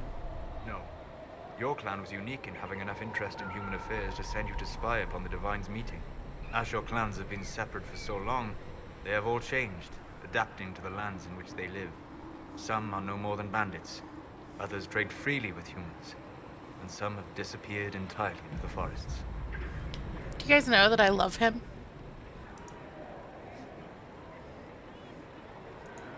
What can you tell me about elves living in human cities? The culture in alienages or among the slaves of Tevinter is like any of the impoverished and powerless. They cling to memories of a better past and practice a few rituals to distinguish themselves from humans. Is the magic they teach in the Circle different from the magic I learned with my people? No and yes. Magic is magic, just as water is water, but it can be used in different ways. Dalish magic is more practical, not needing chantry approval, although they still frown at blood magic. Superstition. Much of it is more subtle. A legacy from when elves were immortal. The legends of elven immortality. Did they use magic to increase their lifespan? No. It was simply part of being elven. The subtle beauty of their magic was the effect, not the cause of their nature. Some spells took years to cast. Echoes would linger for centuries, harmonizing with new magic in an unending symphony. It must have been beautiful. You said that the censure against blood magic was a superstition. I did. It's fortunate Cassandra is not within earshot. Most modern cultures forbid blood magic. Publicly, even Tevinter disapproves of it. But as I said, magic is magic. It matters only in how it is used. To be honest, I don't see it as different from any other magic. It's a means to an end. Indeed. The problem is that under the Chantry, blood magic is forbidden, so only criminals practice it. While in Tevinter, magisters compete with each other instead of keeping their volatile friends in check. They always succeed through power, so they have never had the chance to learn another way. Okay, after probing him for a lore dump. We'll talk later. Goodbye. I'll probe him for some other things too if I get what I want.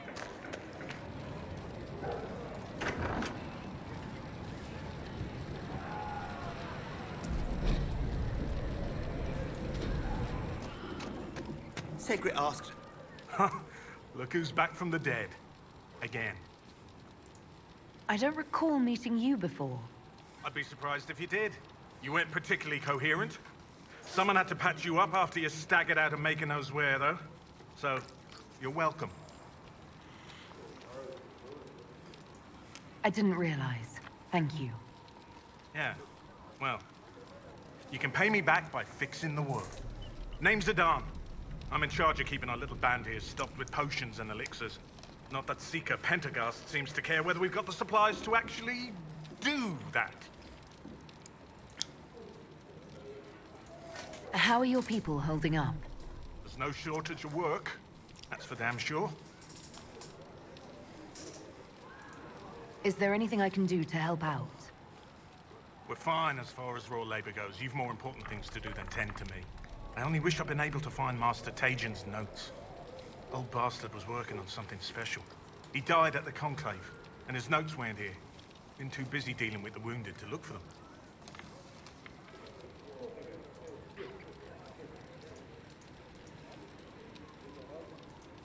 Farewell.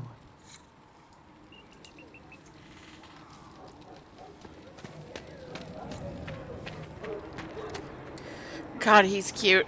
Aro, I don't know if you know, but Nipuni also loves the Solas, so there's so much fucking Solas art on Nipuni's website and everything else. So much content. It kills me every time. Ally with the Templars, I'd imagine? I literally just go stare at it, What about the Rebel Mage? cry over it. If you're here to clean, Hess can get you a bucket and a broom. Anyone calls you knife here, come to me. Oh, you're her. Thren, Inquisition Quartermaster. I'm doing what I can to supply this mess. I cannot believe I walked up to her I'd appreciate you bringing it in. and she just fucking assumes I'm there to clean. Racist ass human bullshit, that's what that is. Yeah, you have no idea, like,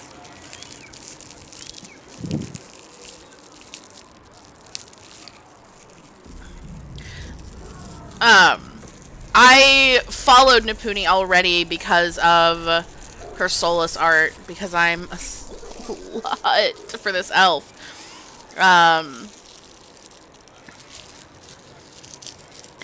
And when she started posting Emmett Selkart, I was like, what the fuck? What the fuck?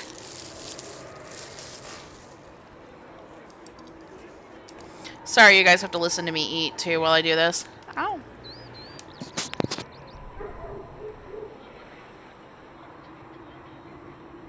What do you do here?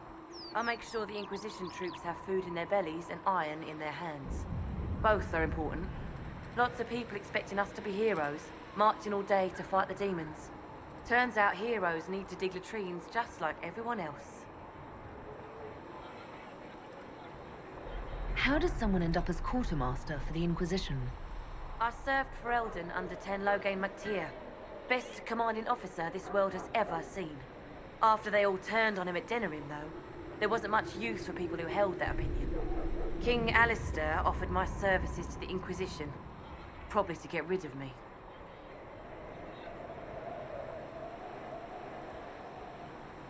With that attitude, I can't imagine how you made enemies in Denerim. People just don't want to hear the truth. I was at Ostagar, and I know what really happened. King Cailan overextended his position, and the Grey Wardens were too late lighting the signal. Following the original plan would have gotten everyone killed. Ten Loghain made the right decision. I apologize. Sister Liliana told me I shouldn't talk about this. Just forget it.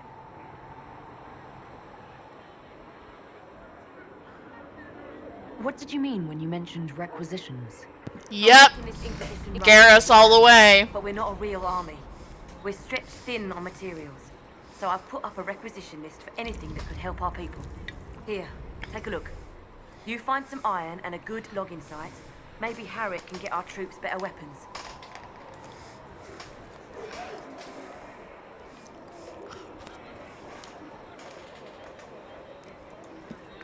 If I have material for a special order, do I bring it to you? Just take it over there. One of my boys will take the materials or jot down what you found.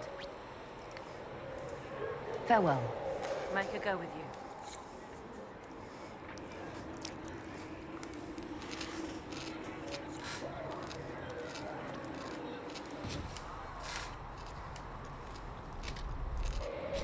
Thanks for checking anyway.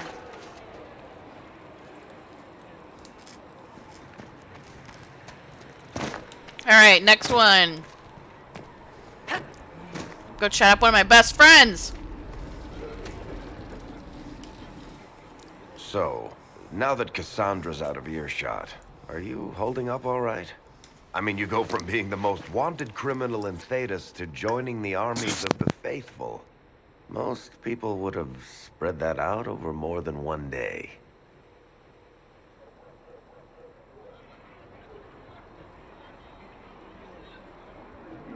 I don't even want to think about how many lives were lost on that mountaintop. A lot of good men and women didn't make it out of there. For days now, we've been staring at the breach, watching demons and maker knows what fall out of it. Bad for morale would be an understatement. I still can't believe anyone was in there and lived. If it was that bad, why did you stay? Cassandra said you were free to go. I like to think I'm as selfish and irresponsible as the next guy, but this... Thousands of people died on that mountain. I was almost one of them. And now there's a hole in the sky. Even I can't walk away and just leave that to sort itself out.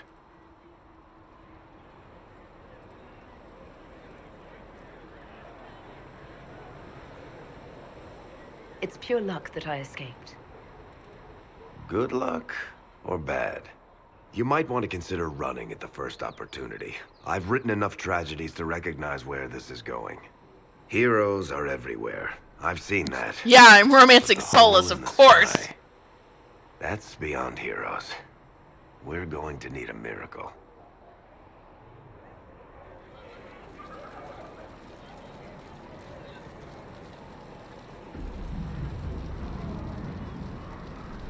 Need something? I read your Tale of the Champion, and I have a few questions. That's a pretty common reaction. Go ahead. What happened to the mage who destroyed the Kirkwall Chantry? The book never said. He fled Kirkwall with the mages from the Circle. Stayed with them a while, but he had to move on. Somehow a lot of mages blamed him for making them live as fugitives. I don't know where he is now, and I don't want to know.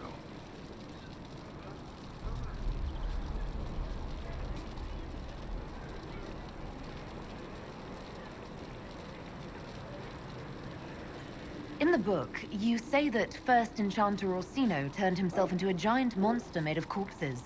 How? Why? Do I look like an expert on magical weirdness to you? Well, I can't tell you how. For the why, all I can say is he was desperate.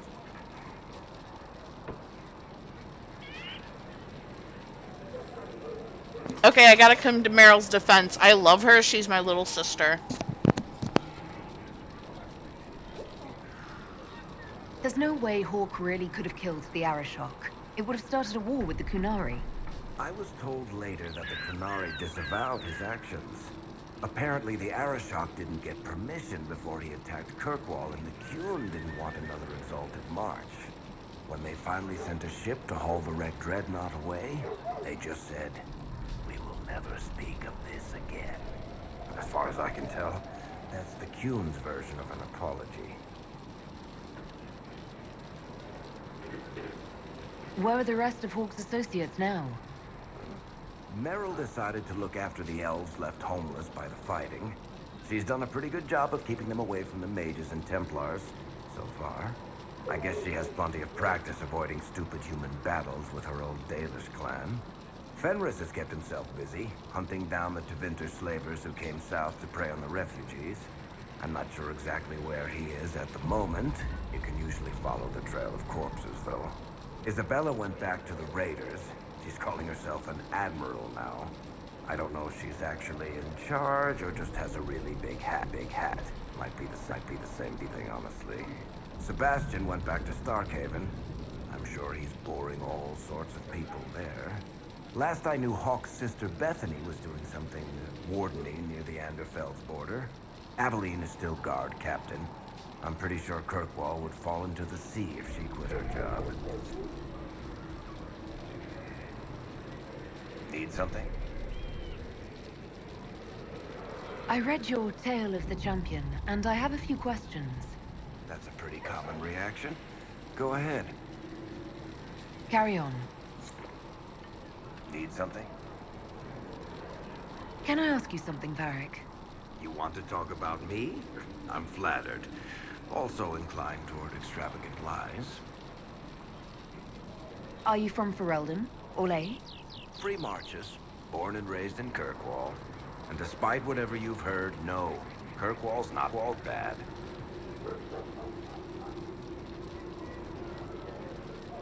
I'm not clear on your line of work. You're a merchant? I'm a businessman. My family has a seat in the Dwarven Merchants Guild. Merchants buy and sell goods. Businessmen buy and sell stores.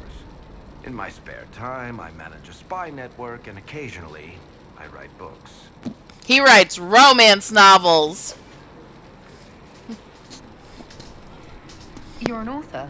What kind of books have you written? I've tried my hands at a few genres.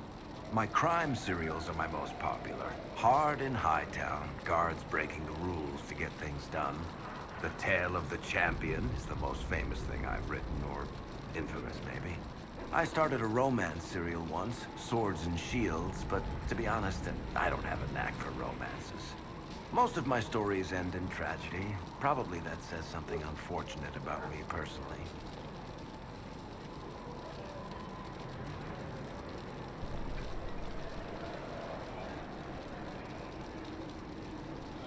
If you've run a spy network, why is Leliana our spy master? To be honest with you, she's just a better spy master. The truly great ones can keep their distance. They don't get attached to their people. Me, I always wind up babysitting my informants and worrying about their families. We're in better hands with her.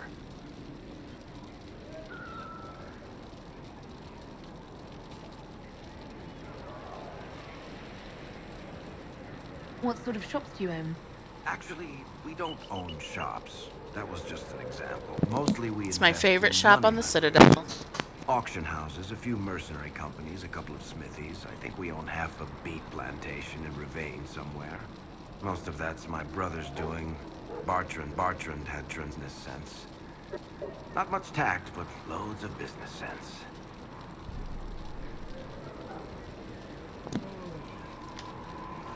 I hate Miranda, I'm sorry, but I feel you. How do you and Cassandra know each other? You heard about the Kirkwall Chantry being destroyed? The guy responsible used to be a friend of mine. The Seeker had questions about that, and I had answers. Where did you get that crossbow? I've never seen one like it. Bianca? She's one of a kind. I got her off a guy in Darktown. Took me a week to pry his dead fingers off the stock.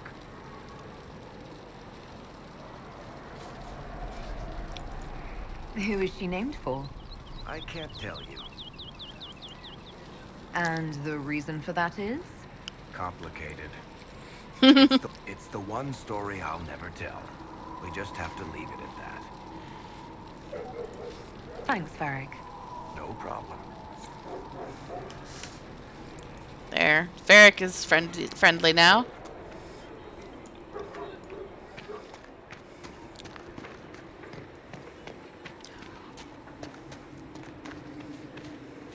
Do you think the mages will be able to seal the breach? I heard something.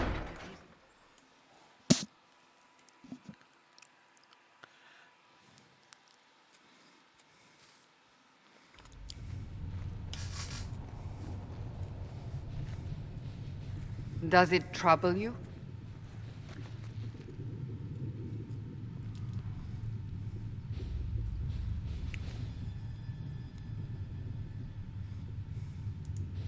I just wish I knew what it was, or how I got it. We will find out. What's important is that your mark is now stable, as is the breach. You've given us time, and Solas believes a second attempt might succeed, provided the mark has more power. The same level of power used to open the breach in the first place. That is not easy to come by. Clearly, you have something in mind. We do.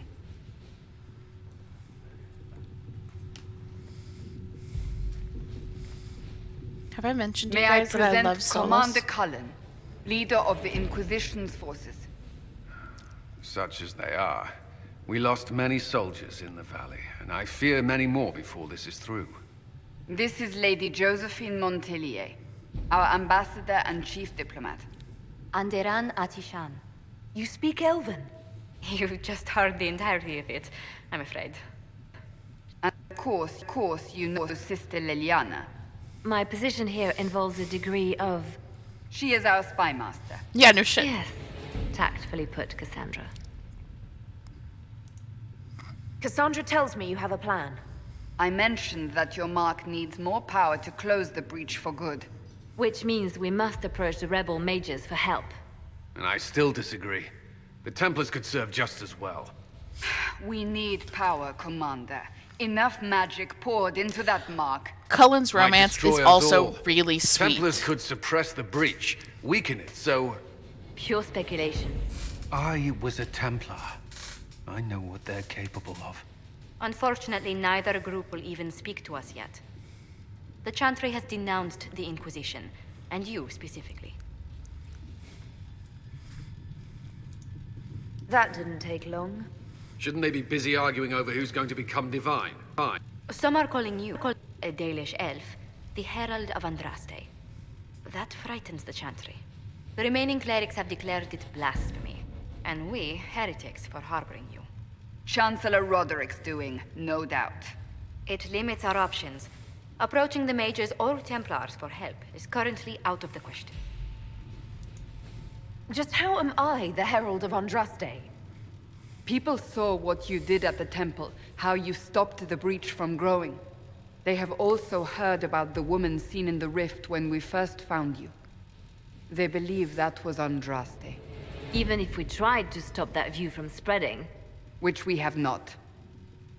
The point is, everyone is talking about you. It's quite the title, isn't it? How do you feel about that? I gotta say, the two husbandos in this game are Solas and Cullen. Cullen is like, I would like a glass of hot chocolate because I'm feeling a sad and I just want to have a happy time. Because it's super sweet, super kind, super like Disney prince. Solas is what I do when I hate myself. And the fact that he's my prime husbando in this series should tell you just how much I hate myself. Cullen's a crackhead. Shut up!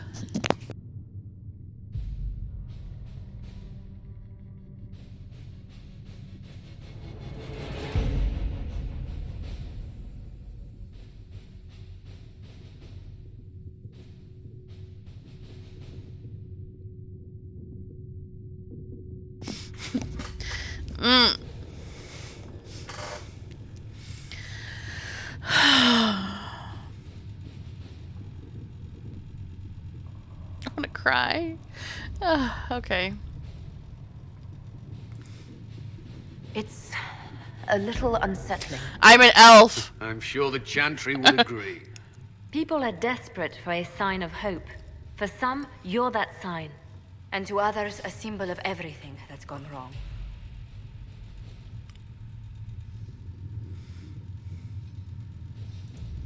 They aren't more concerned about the breach, the real threat. They do know it's a threat. They just don't think we can stop it. The Chantry is telling everyone you'll make it worse. There is something you can do. A Chantry cleric by the name of Mother Giselle has asked to speak to you. She is not far and knows those involved far better than I. Her assistance could be invaluable. Why would someone from the Chantry help a declared heretic? I understand she's a reasonable sort. Perhaps she does not agree with her sisters. You will find Mother Giselle tending to the wounded in the hinterlands near Redcliffe. Look for other opportunities to expand the Inquisition's influence while you're there. We need agents to extend our reach beyond this valley, and you're better suited than anyone to recruit them. In the meantime, let's think of other options. I won't leave this all to the Herald. Okay, so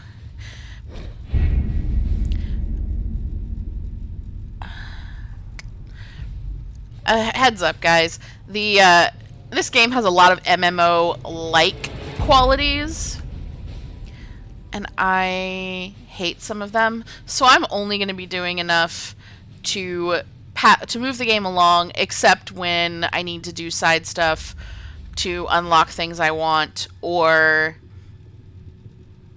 get my friends, because I have friends. And yeah, okay.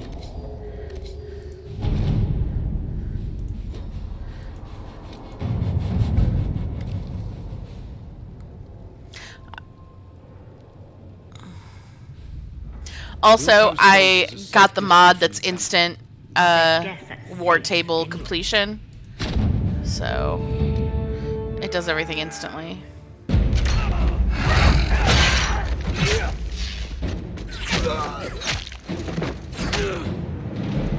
Harding!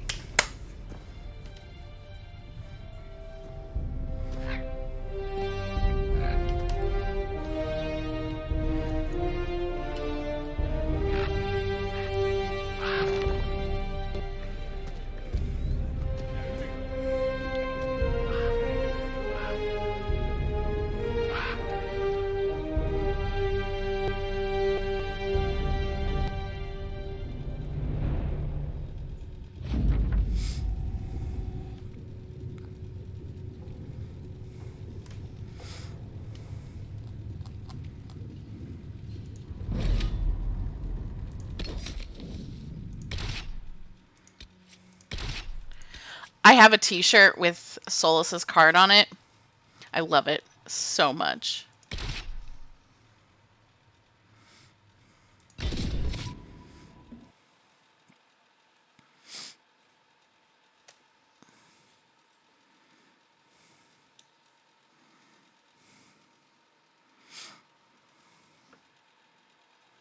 No, I don't. Makes me sad.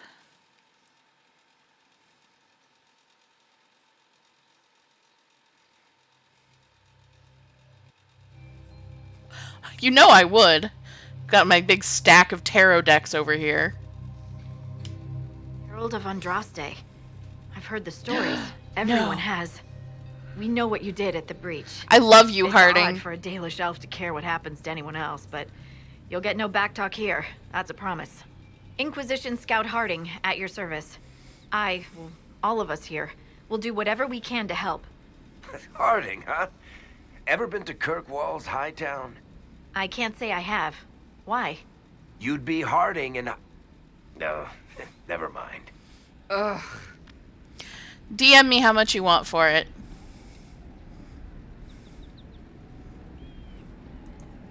It's a pleasure to make your acquaintance. We should get to business. The situation's pretty dire. We came to secure horses from Redcliffe's old horsemaster. I grew up here, and people always said that Dennett's herds were the strongest and the fastest of the Frostbacks.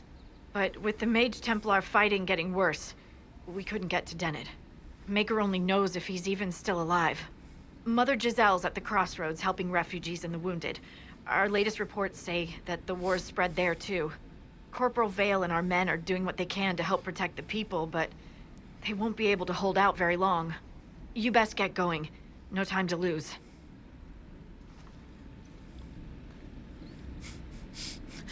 Wow, Tox, are you a Varys fucker? Hi. He's right there. Guys, did you see? He's right there.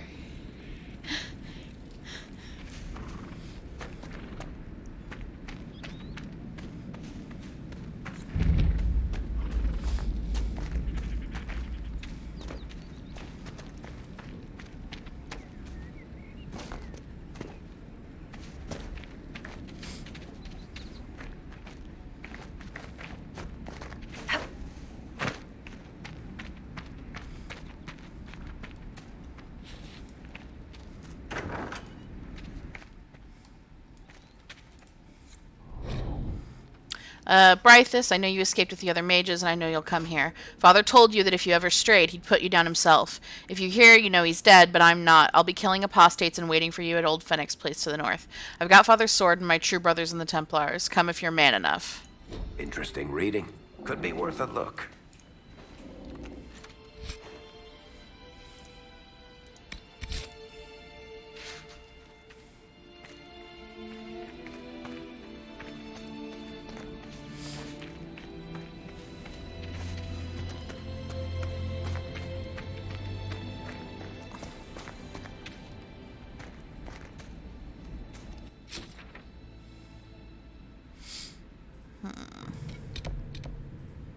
Oh, that's just the requisition officer. That's a rift. Okay.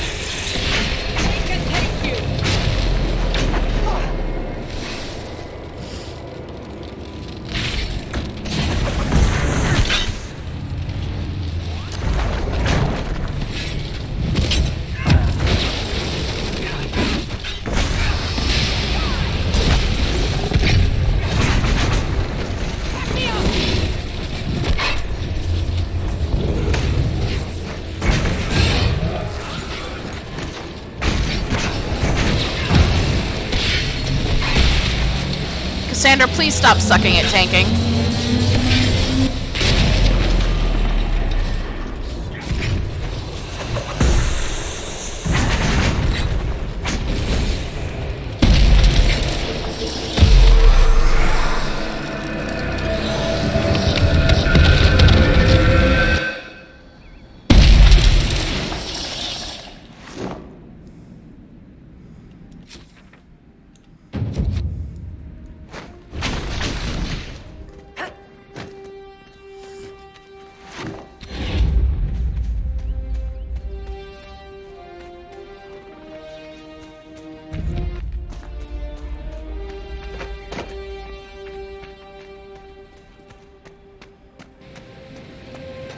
decent spot to camp?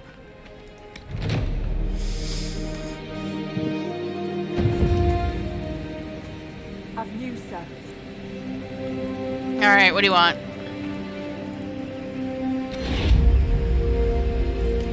What is it? You may want to look into this.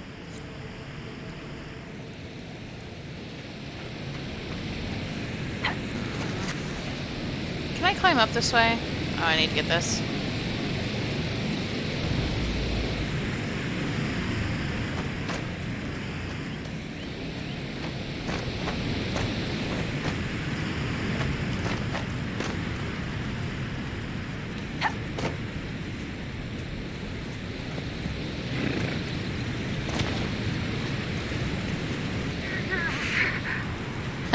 Forgot I can't swim.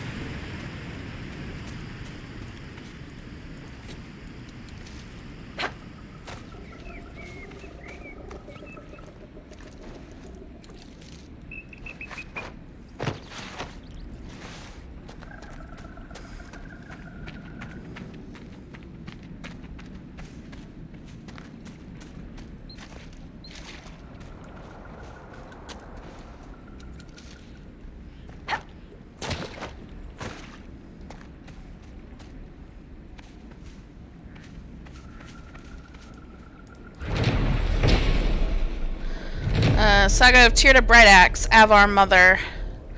This is just a long poem. You can look it up online.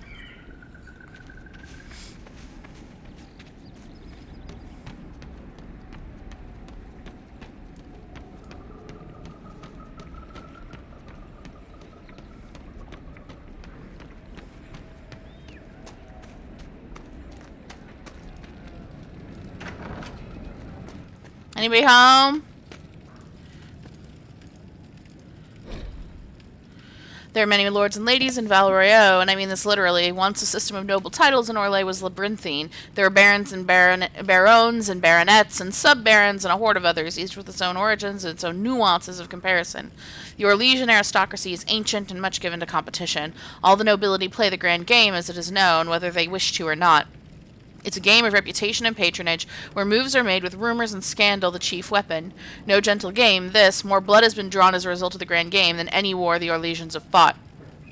Of this, I am assured by almost every gentleman here.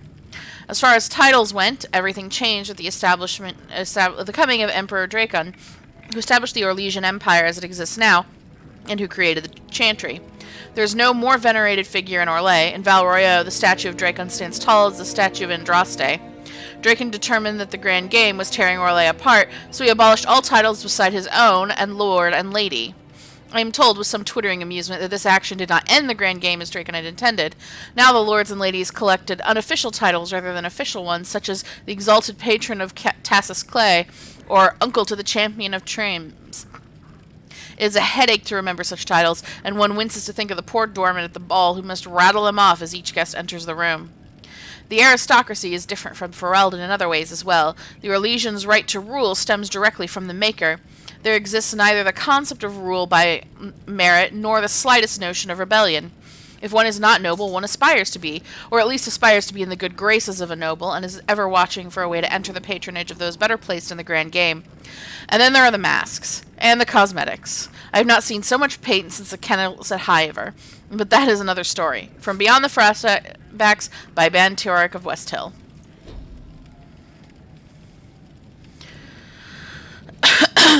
Wow, no one in this house. So what a surprise.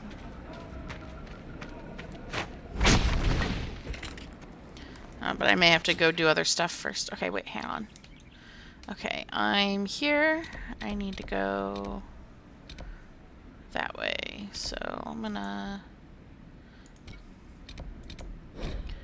fast travel. Yeah, a guy from Ferelden literally like, what the fuck? In Val Royeaux.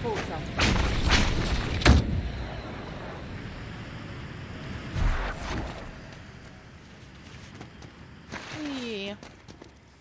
Who does fall damage? Not this bitch.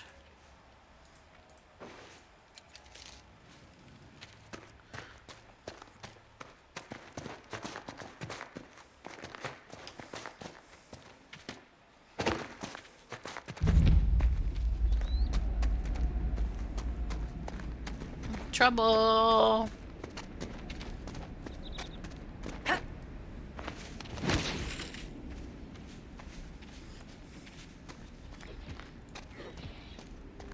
Inquisition forces.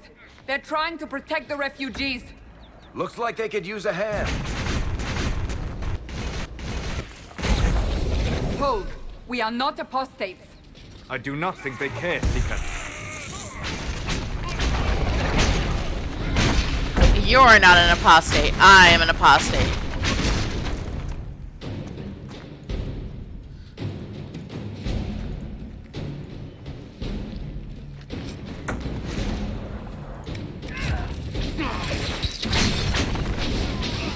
There you are.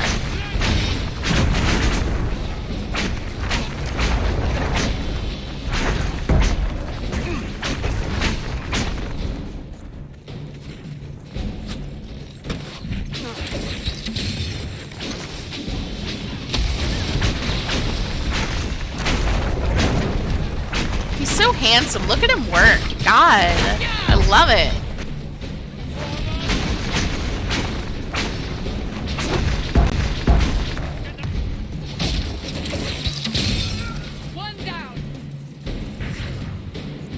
Be ready. More coming our way. Which way, sweetheart?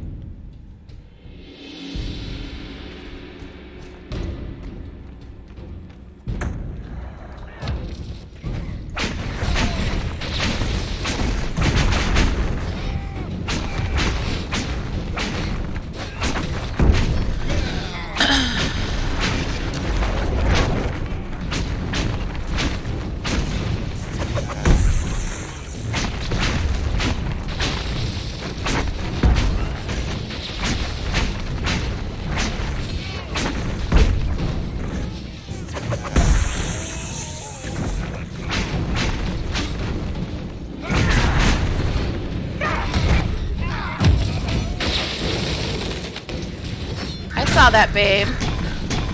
He saved me. Did you guys see?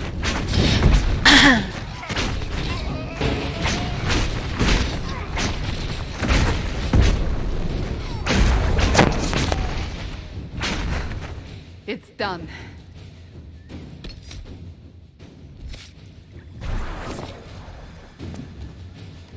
He saved me. I love it.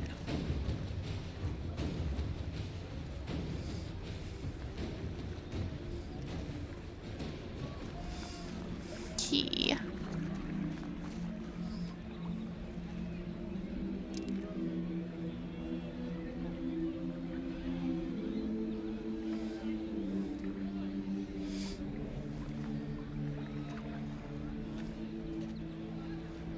There are mages here who can heal your wounds. Lie still. Don't touch me, Mother. Their magic is... Turn to noble purpose. Their magic is surely no more evil than your blade. What? Hush, dear boy. Allow them to ease your suffering. Mother Giselle. I am. And you must be the one they are calling the Herald of Andraste. I'm told you asked for me. I know of the Chantry's denouncement, and I am familiar with those behind it. I won't lie to you. Some of them are grandstanding, hoping to increase their chances of becoming the new divine. Some are simply terrified. So many good people, senselessly taken from us. What happened was horrible. Fear makes us desperate, but hopefully not beyond reason. Go to them. Convince the remaining clerics you are no demon to be feared. They have heard only frightful tales of you. Give them something else to believe. They want to execute me, and you think I should just walk up to them? You are no longer alone. They cannot imprison or attack you. They could try. Let me put it this way. You needn't convince them all. You just need some of them to doubt. Their power is their unified voice. Take that from them and you receive the time you need. It's good of you to do this. I honestly don't know if you've been touched by fate, or sent to help us, but I hope. Hope is what we need now. The people will listen to your rallying call, as they will listen to no other. You could build the Inquisition into a fortress that will deliver us, or destroy us. I will go to Haven and provide Sister Leliana the names of those in the Chantry who will be amenable to a gathering. It is not much, but I will do whatever I can.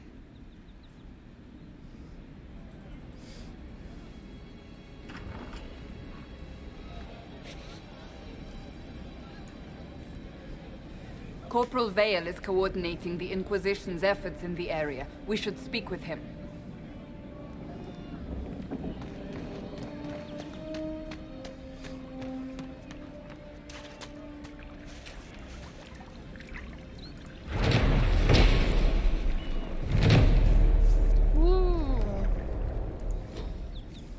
Part of why I'm not reading the saga for you guys is it keeps getting like rotated, like it doesn't give you all of them at the initial time. So like you get all the stanzas out of order, and it's easier to just look them up online. That's the last of the bread. Going to be a long, hungry night. These people need food. There are rams out in the hills. Good eating, cooks easy, and no lords around to kill you for poaching. Too dangerous to go hunting now. More likely to find mages than luck. Good luck. Luck won't put fat on your ribs. Bitch more. It's just what I heard.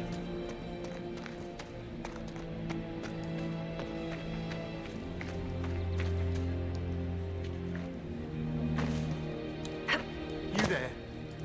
Can you help Hey my bro, wife? what's up? Please, I beg you. What's wrong with your wife? She gets sick when the weather's foul. Can't catch her breath like cobwebs in her lungs. Our son Hindle makes a potion that lets her breathe. He's the only one who can make it, but he's joined that cult in the hills. Please, get to him and tell him what's wrong. Without that potion, she'll die.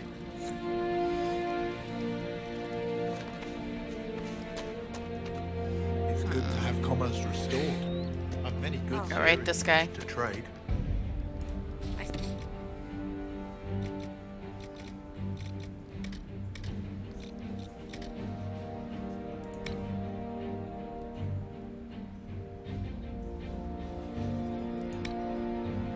Yeah, he's got all the ingredients for cheap.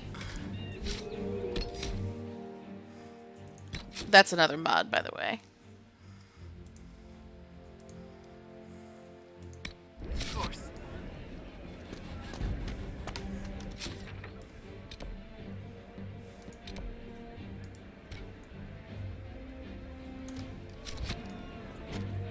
Of course. Very well. Welcome back.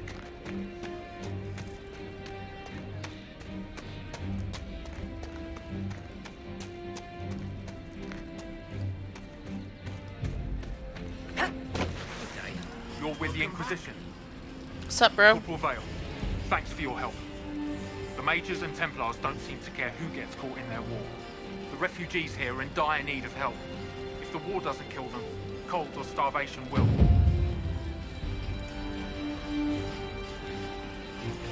What other problems do these refugees face? We've got some injuries that go beyond stitches and elf fruit. I know healers are in short supply, but if you can find someone in Redcliffe to help us, it would save a lot of lives. Is there anything we can do to help people deal with the cold? I asked the Inquisition to send blankets. You'd think I was asking for a wagon of raw lyrium. A recruit named Whittle is trying to make what we can bring in last. If you have any ideas, talk to him across the road.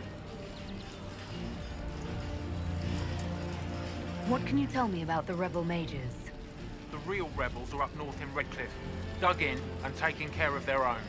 The ones out here are just apostates, locked up in the circles all these years, and now they've gone mad with power. The rebels in Redcliffe have washed their hands of them. I wish we could do the same. What can you tell me about the man who's supposed to be getting horses for the Inquisition? Horsemaster Dennett. He lives on a farm to the west. Tough old fella. We haven't heard from him. Best we can tell, he's holed up until the Majors and Templars are done killing each other. Farewell. And you as well.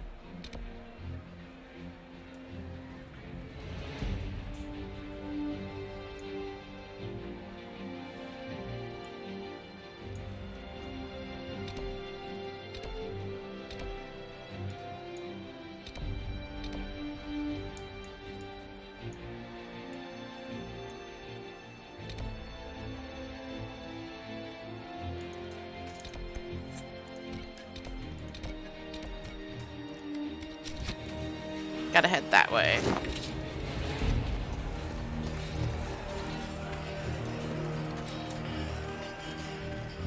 Are you sure?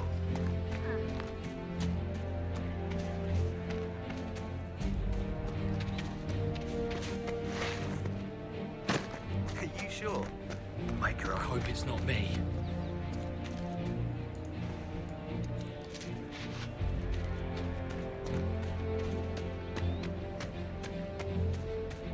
Would that I could. More cold weather coming. Fool villagers. Where are their coats? What do you need to keep these refugees warm? Blankets, warm clothes, all of it. These poor sods lost everything when the mages and the Templars went crazy. If we were in a village, I could just pinch a blanket off a clothesline and be fine. Out here, I'm sure the apostates have plenty of supplies, just haven't been able to find them. Farewell. And to you.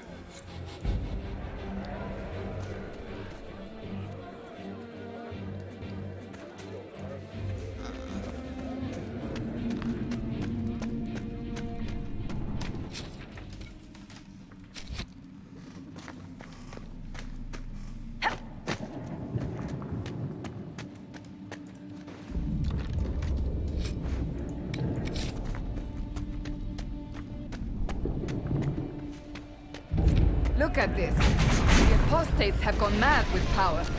The Templars aren't looking any better here.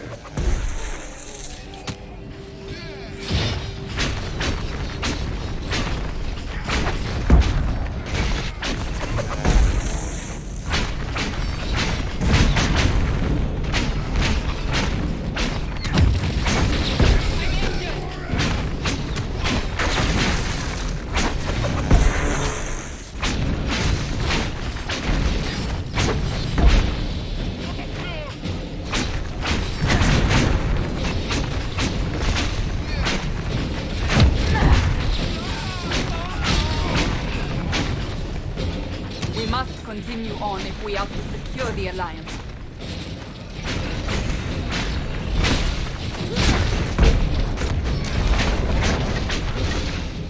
Sandra, can we talk about a little self-care?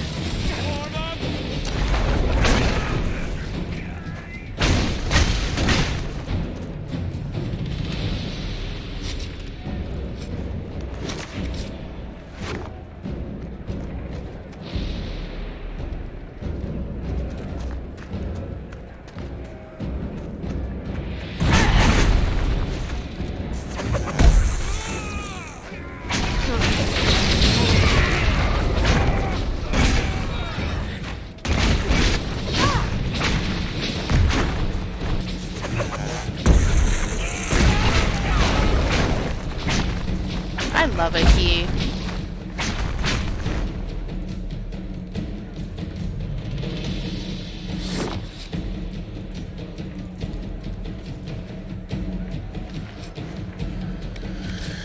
This is one of the big negs about this game, is the just constant, interminable bullshit.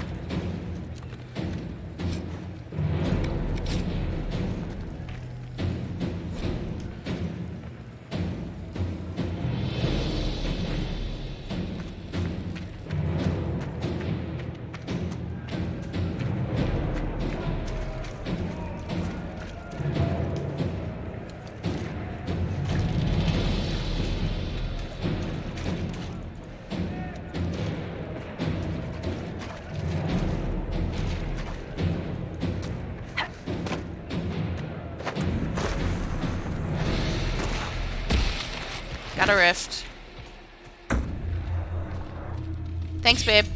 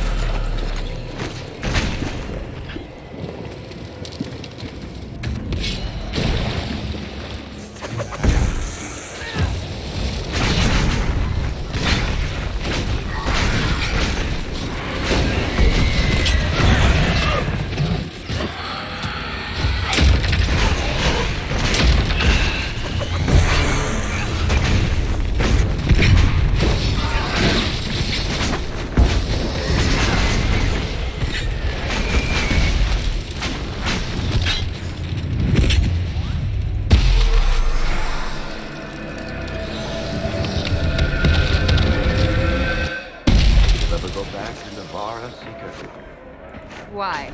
Are you eager to see me go? I wasn't, actually.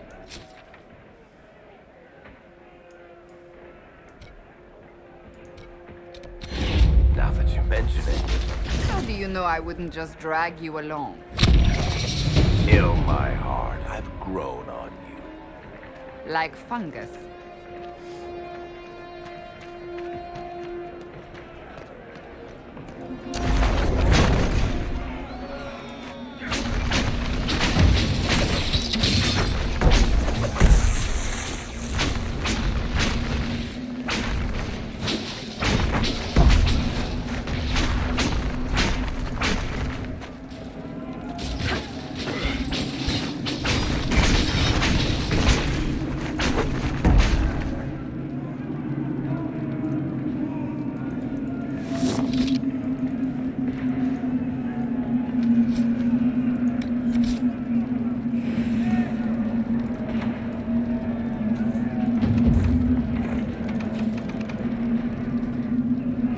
I'm gonna go out on a limb and say that's not great, but I can't go in.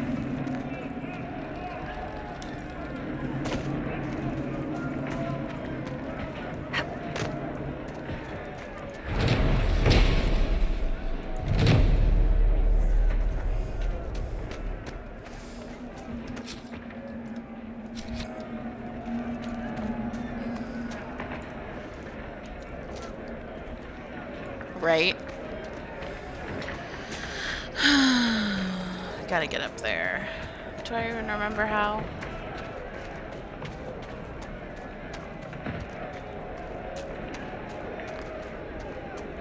Alright, I gotta go find a way around and up.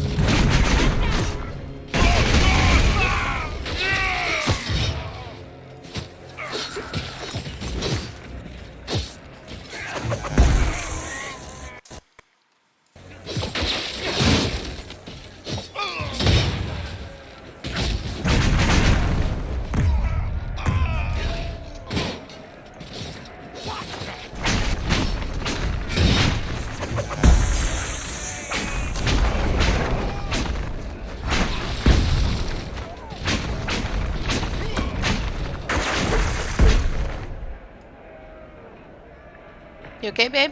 Perf. Alright.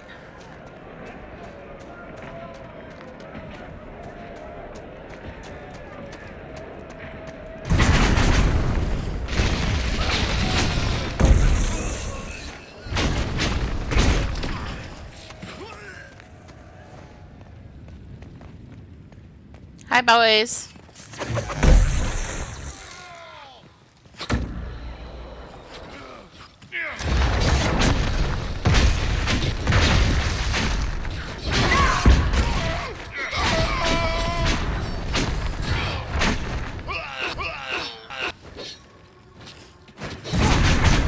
Don't know why my sound is being so weird today.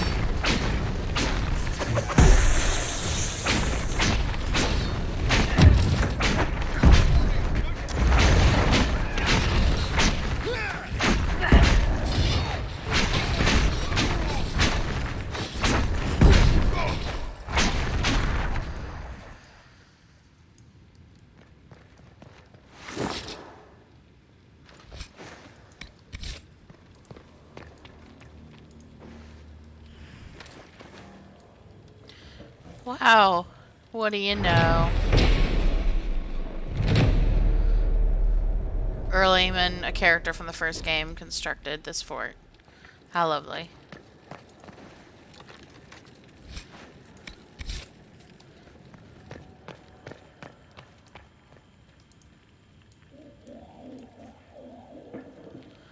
Red lyrium. How surprising. This is my shocked voice. Can you hear it? Oh good, something to read. Blah blah blah. Templar encampment. Alright.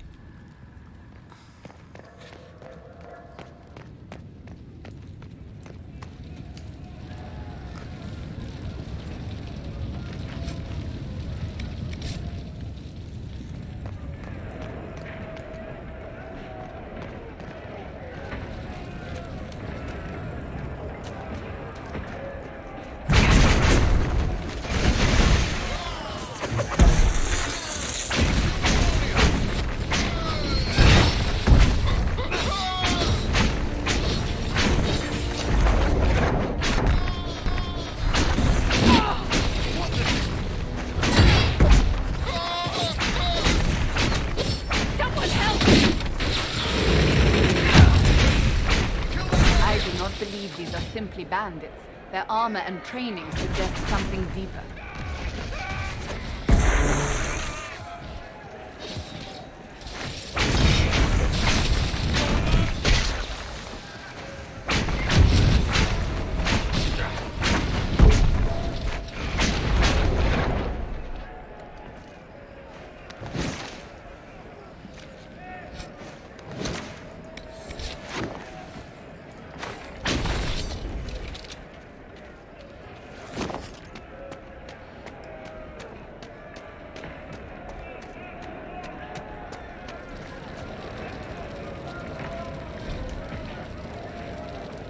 Blah blah. Here's another thing hinting to you to come to the Templar encampment.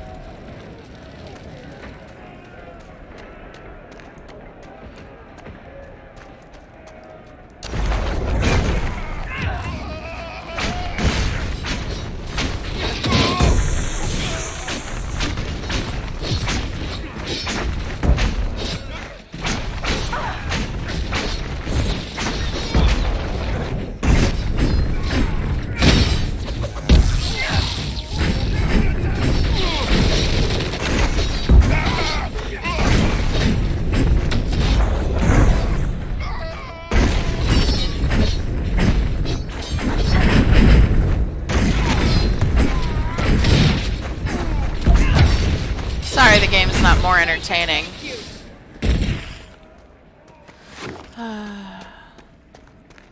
As I said, there's a whole interminable do this bullshit bit here.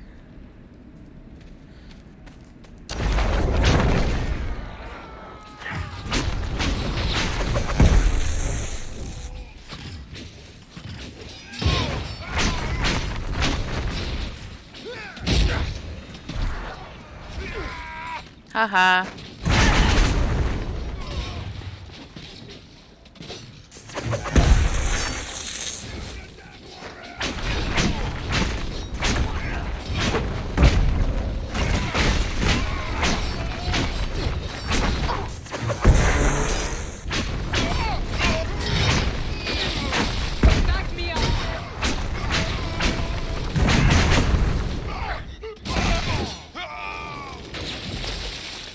I could just stare at him casting spells all day. I really could. It's the worst.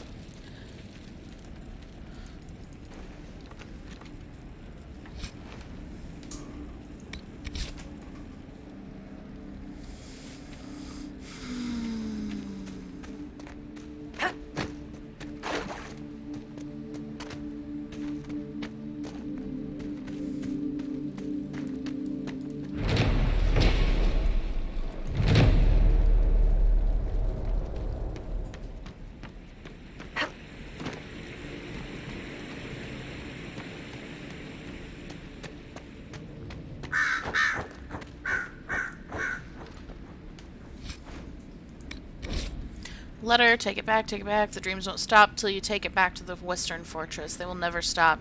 You'll wake up screaming and find notes written in your own sleeping hand. Take it back, or I will draw allies to do it for me.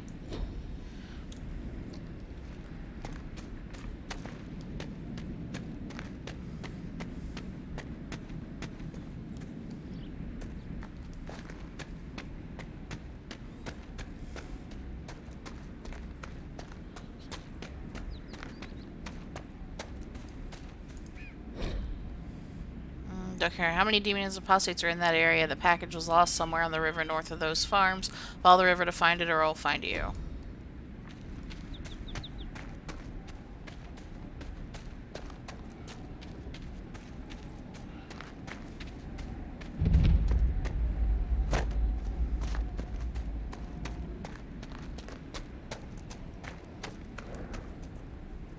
Right, the wolves. Not gonna kill those in front of... You never did tell me why you dragged me to Haven, Seeker. I mean, what could I have told the Divine that you couldn't say yourself? I thought she needed to see the chest hair for herself. Say again? I thought she needed to hear it from the horse's mouth, as it were. I also knew she would ask you to help us. Help the Inquisition? Me? A crazy thought, I know. Yet here you are.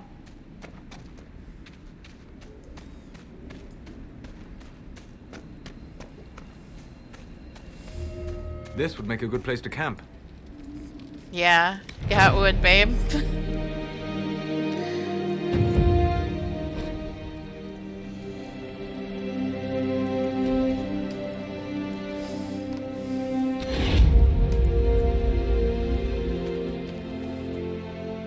Nothing to report.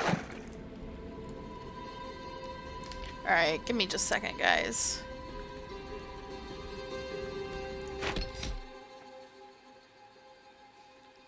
I gotta go AFK for just a second.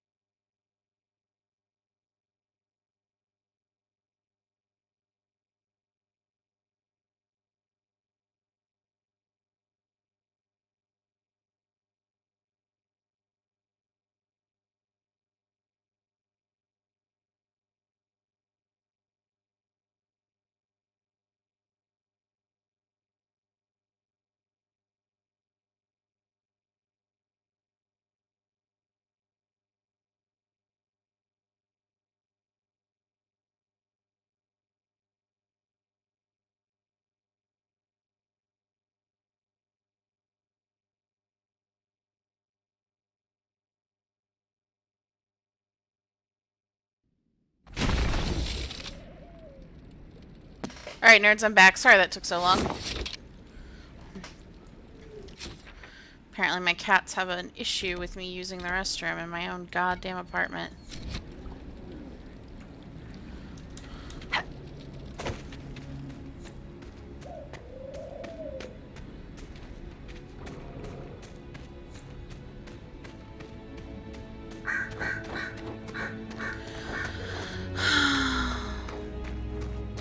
This must be Master Dennett.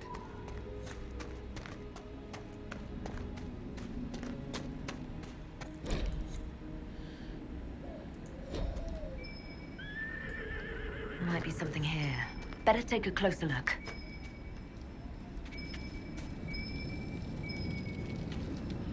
Well, yes, I can go in the door.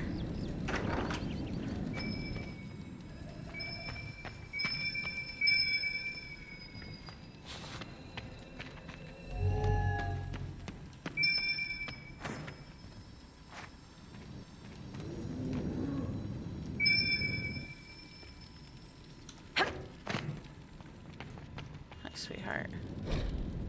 Hardin Hightown, Chapter 1. I am not going to read you the whole of Hardin Hightown, but if you want to read Hardin Hightown, I highly recommend it. What's up? So you're the Inquisition, eh?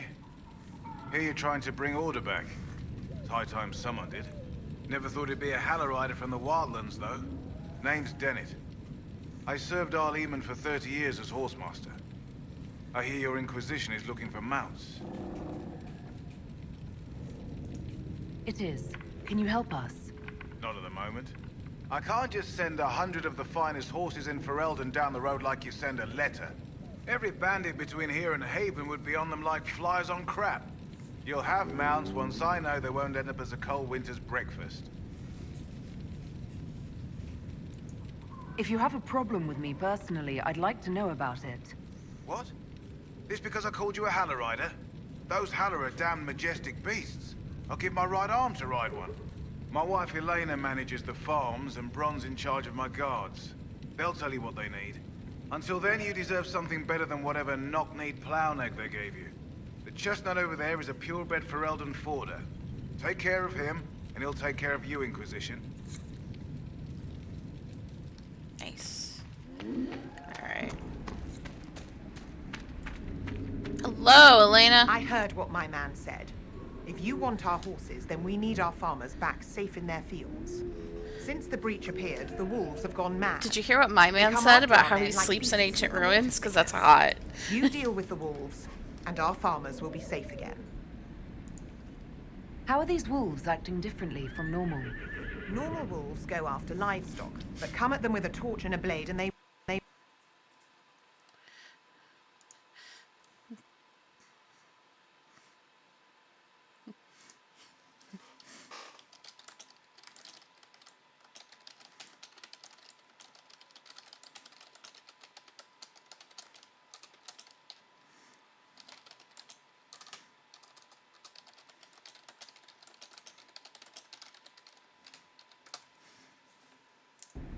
Had to meme at somebody for a Farewell. minute.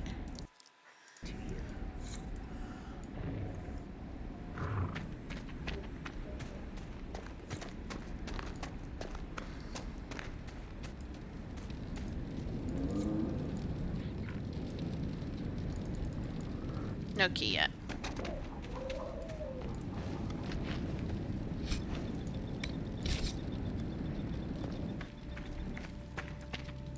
The Master doesn't want me handing those refugees weapons until they've got any hope of defending themselves.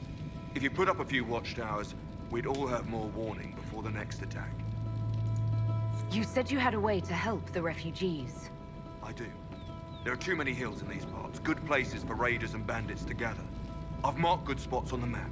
You set up watchtowers there, I'll talk to the Master and get your people weapons. Farewell.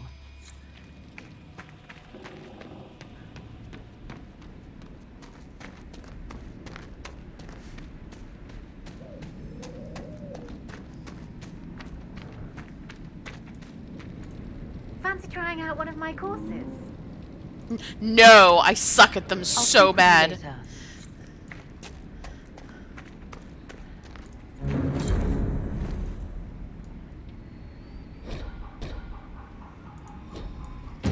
bad enough at just normal horse riding, guys. It's so bad.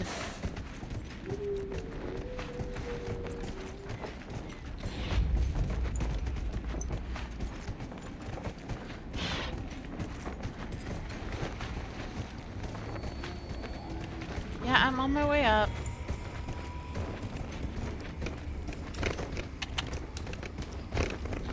Find me that way.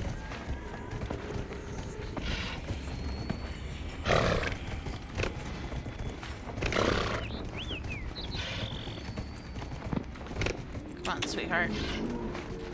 I'll ride you till I get a holla.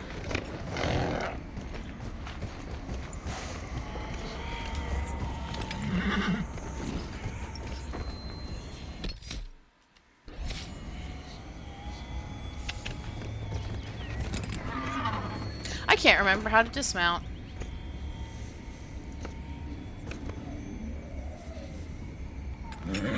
Alright.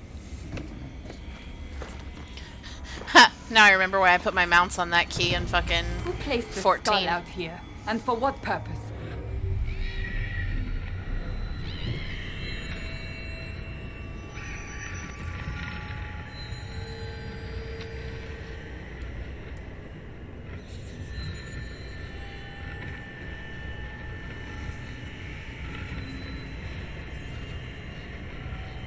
Where is that fifth one? I always have trouble with it.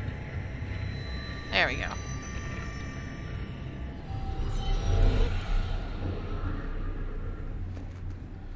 Fuck yes, my horse. There you go, teleport back into existence. Nice. Alright.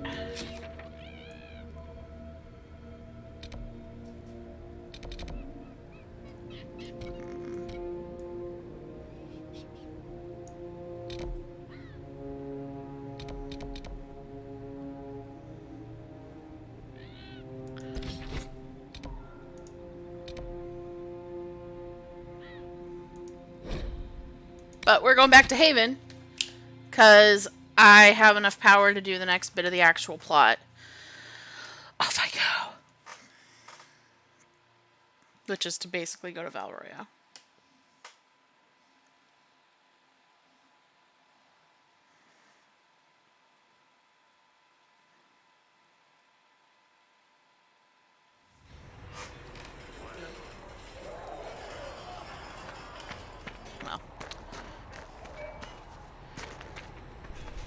If the Inquisition wants to field a decent cavalry, it needs better horses. Okay. Calm down. Expected you'd be by. I'm Harriet, and everyone knows who you are. How's the new gear fit? Sturdy and warm. It's perfect. Good. World's gone mad. Stock armor and blades are good against bandits, but we're not fighting bandits. My gear will see you through demons, apostates, whatever this world throws at you. So, you need custom work, something special. You bring the materials to us, we'll make it happen. If I want something, what can you make? Start simple. Something to keep you safe. Take a look at it on the table there and we can talk. You'll need materials. You should have what you want just outside. Goodbye. Right.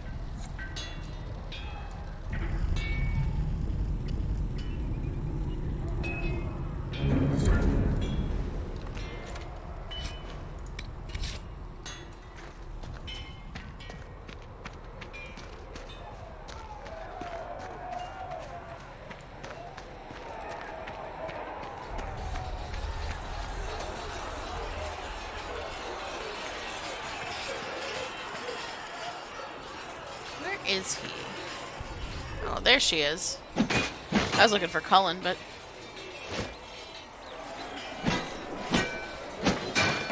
Ugh.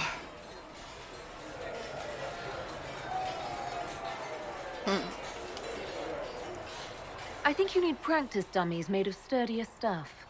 That would be nice. Like maybe iron. Did I do the right thing? What I have set in motion here could destroy everything I have my whole life. One day they may write about me as a traitor, a madwoman, a fool. And they may be right.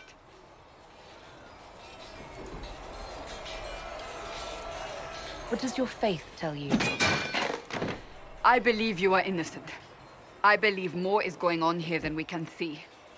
And I believe no one else cares to do anything about it. They will stand in the fire and complain that it is hot. But is this the Maker's will? I can only guess.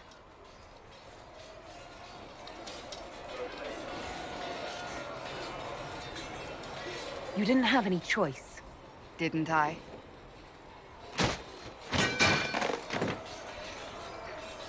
My trainers always said, Cassandra, you are too brash. You must think before you act. I see what must be done, and I do it. I see no point in running around in circles like a dog chasing its tail. But I misjudged you in the beginning, did I not? I thought the answer was before me, clear as day. I cannot afford to be so careless again. It wasn't like you had no reason to suspect me. I was determined to have someone answer for what happened. Anyone.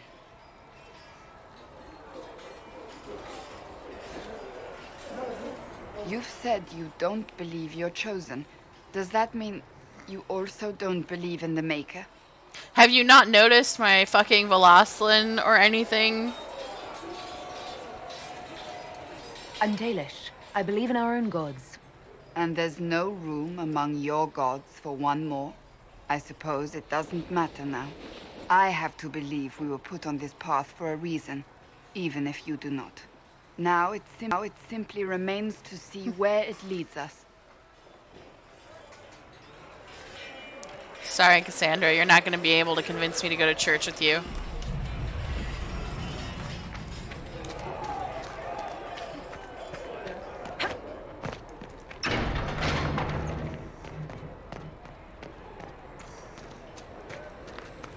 Listen wants to know if you have anything to make cabin food. I knew then, and crossed my heart with shame.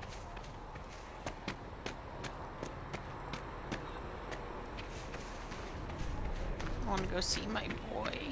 Master Harry said we weren't to sell truths the Maker has revealed to me. As there is but one God, one life, one death. I'm coming, sweetheart.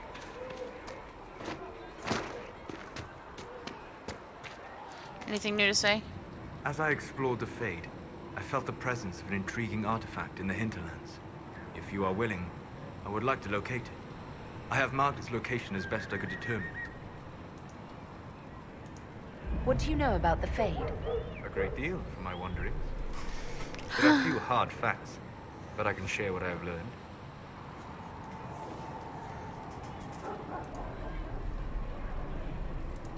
I'd like to know more about the breach. Simply put, it is a tear in the veil between this world and the Fade, allowing spirits to enter the world physically. Small tears occur naturally when magic weakens the veil, or when spirits cluster at an area that may see many deaths. But your mark allows you to exert some control over the breach. That means it was created deliberately. I bet he gives the best hugs, guys. I'd like to know more about the Veil. Yeah, can you tell me anything about the Veil? Barrier between this world and the Fade. But according to my studies in ancient elven lore, that is a vast oversimplification. Without it, imagine if spirits entered freely.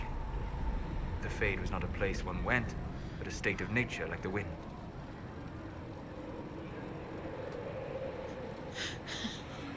It is the meme, honestly. God, that if I had an emote for this channel, it would just be 100% like, I'm a Dalish elf, or I'm an elf. Anytime they start talking to me about the Maker, I'm like, what do you think I fucking care? It sounds like it would be wonderful. And dangerous. But yes, a world where imagination defines reality, where spirits are as common as trees or grass. Instead, spirits are strange and fearful, and the Fade is a terrifying world touched only by mages and dreamers. I am glad that I'm not alone in seeing the beauty of such a world, along with the obvious peril. I'd like to know more about demons. Your Dalish say the demons hate the natural world, and seek to bring their chaos and destruction to the living. But such simplistic labels misconstrue their motivations, and in so doing, do all a great disservice. Spirits wish to join the living, and a demon is that wish gone wrong. Is there a way to coexist? To live with them? If not in peace, at least without such active confrontation. Not in the world we know today. The veil creates a barrier that makes true understanding most unlikely. But the question is a good one, and it matters that you thought to ask. Yeah. Please. Do you have any more things you'll say to me, We'll sweetheart? talk later. Goodbye. Greetings. I'd like to know more about you, Solas. Why?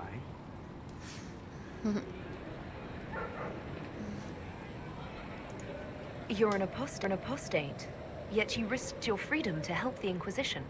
Not the wisest course of action when framed that way. I appreciate the work you're doing, Solas. I just wanted to know more about you. I'm sorry. There's so much fear in the air. What would you know of me?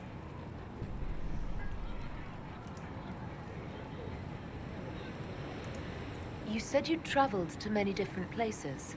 This world, or its memory, is reflected in the Fade. Dream in ancient ruins, and you may see a city lost to history. Some of my fondest memories were found in crumbling cities, long picked dry by treasure seekers, the best of the battlefields.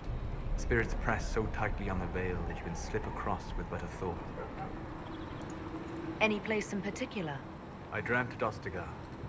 I witnessed the brutality of the Darkspawn and the valor of the Ferelden warriors. I saw Alistair and the hero Ferelden light the signal fire, and Logain's infamous betrayal of Kaelin's forces. I've heard the stories. It would be interesting to hear what it was really like. That's just it. In the Fade, I see reflections created by spirits who react to the emotions of the warriors. One moment, I see heroic wardens lighting the fire, and a power-mad villain sneering as he lets King Kaelin fall. The next, I see an army overwhelmed and a veteran commander refusing to let more soldiers die in a lost cause. And you can't tell which is real? It is the Fade. They are all real. What made you start studying the Fade? I grew up in a village to the north. There was little to interest a young man, especially one gifted with magic. But as I slept, spirits of the Fade showed me glimpses of wonders I had never imagined. I treasured my dreams. Being awake, out of the Fade, became troublesome. Did spirits try to tempt you? No more than a brightly colored fruit is deliberately tempting you to eat it. I learned how to defend myself from more aggressive spirits, and how to interact safely with the rest. I learned how to control my dreams with full consciousness. There was so much I wanted to explore. I gather you didn't spend your entire life dreaming. No. Eventually, I was unable to find new areas in the Fade. Why? 2 reasons. First, the Fade reflects the world around it. Unless I traveled, I would never find anything new. Second, the Fade reflects and is limited by our imaginations. To find interesting areas, one must be interesting. Is this why you joined the Inquisition? I joined the Inquisition because we were all in terrible danger. If our enemies destroyed the world, I would have nowhere to lay my head while dreaming of the Fade. I wish you luck. Thank you. In truth, I've enjoyed experiencing more of life to find more of the Fade. How so?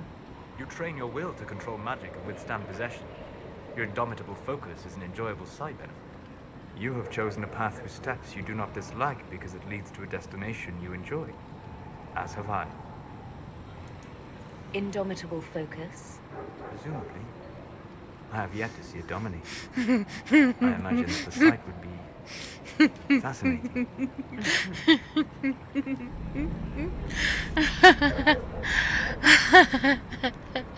Guys, I really like this egg. Have you always traveled and studied alone? Not at all. I have built many lasting friendships. Spirits of wisdom, possessed of ancient knowledge, happy to share what they had seen. Spirits of purpose helped me search. Even wisps, curious and playful, would point out treasures I might have missed. I don't know of any spirits by those names. They rarely seek this world. When they do, their natures do not often survive exposure to the people they encounter. Wisdom and purpose are too easily twisted to pride and desire. You're saying that you became friends with Pride and Desire demons? They were not demons for me. Meaning? The Fade reflects the minds of the living. If you expect a spirit of wisdom to be a pride demon, it will adapt. And if your mind is free of corrupting influences, if you understand the nature of the spirit, they can be fast friends.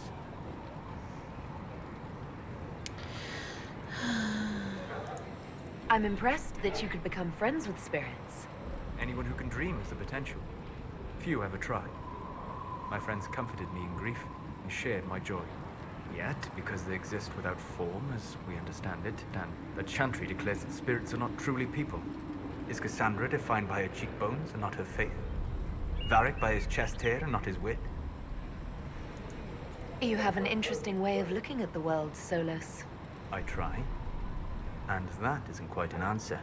I look forward to helping you make new friends. That should be... well... That isn't quite an answer either.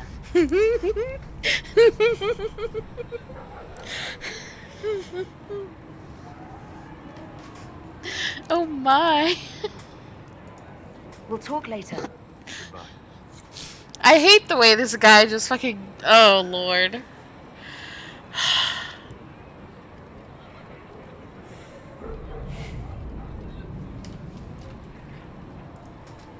Greetings.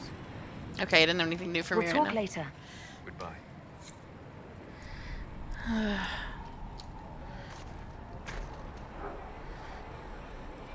Alright, it's almost 9. I think this is a good place to save. And I will probably stream some more soon. Possibly tomorrow. I'm swooning right now. But I do need to get ready for bed and everything. Because I do have to be up for work at 6:30. So I will talk to you guys tomorrow. Well, I'll be on Discord the rest of the night. But you know what I mean. Anyway, I love you all. Kisses. Mwah, mwah. Yeah, I gotta rewrite Nadas. If you guys have any questions, don't hesitate to ask me, because I may be a little bit obsessive. Alright. Night.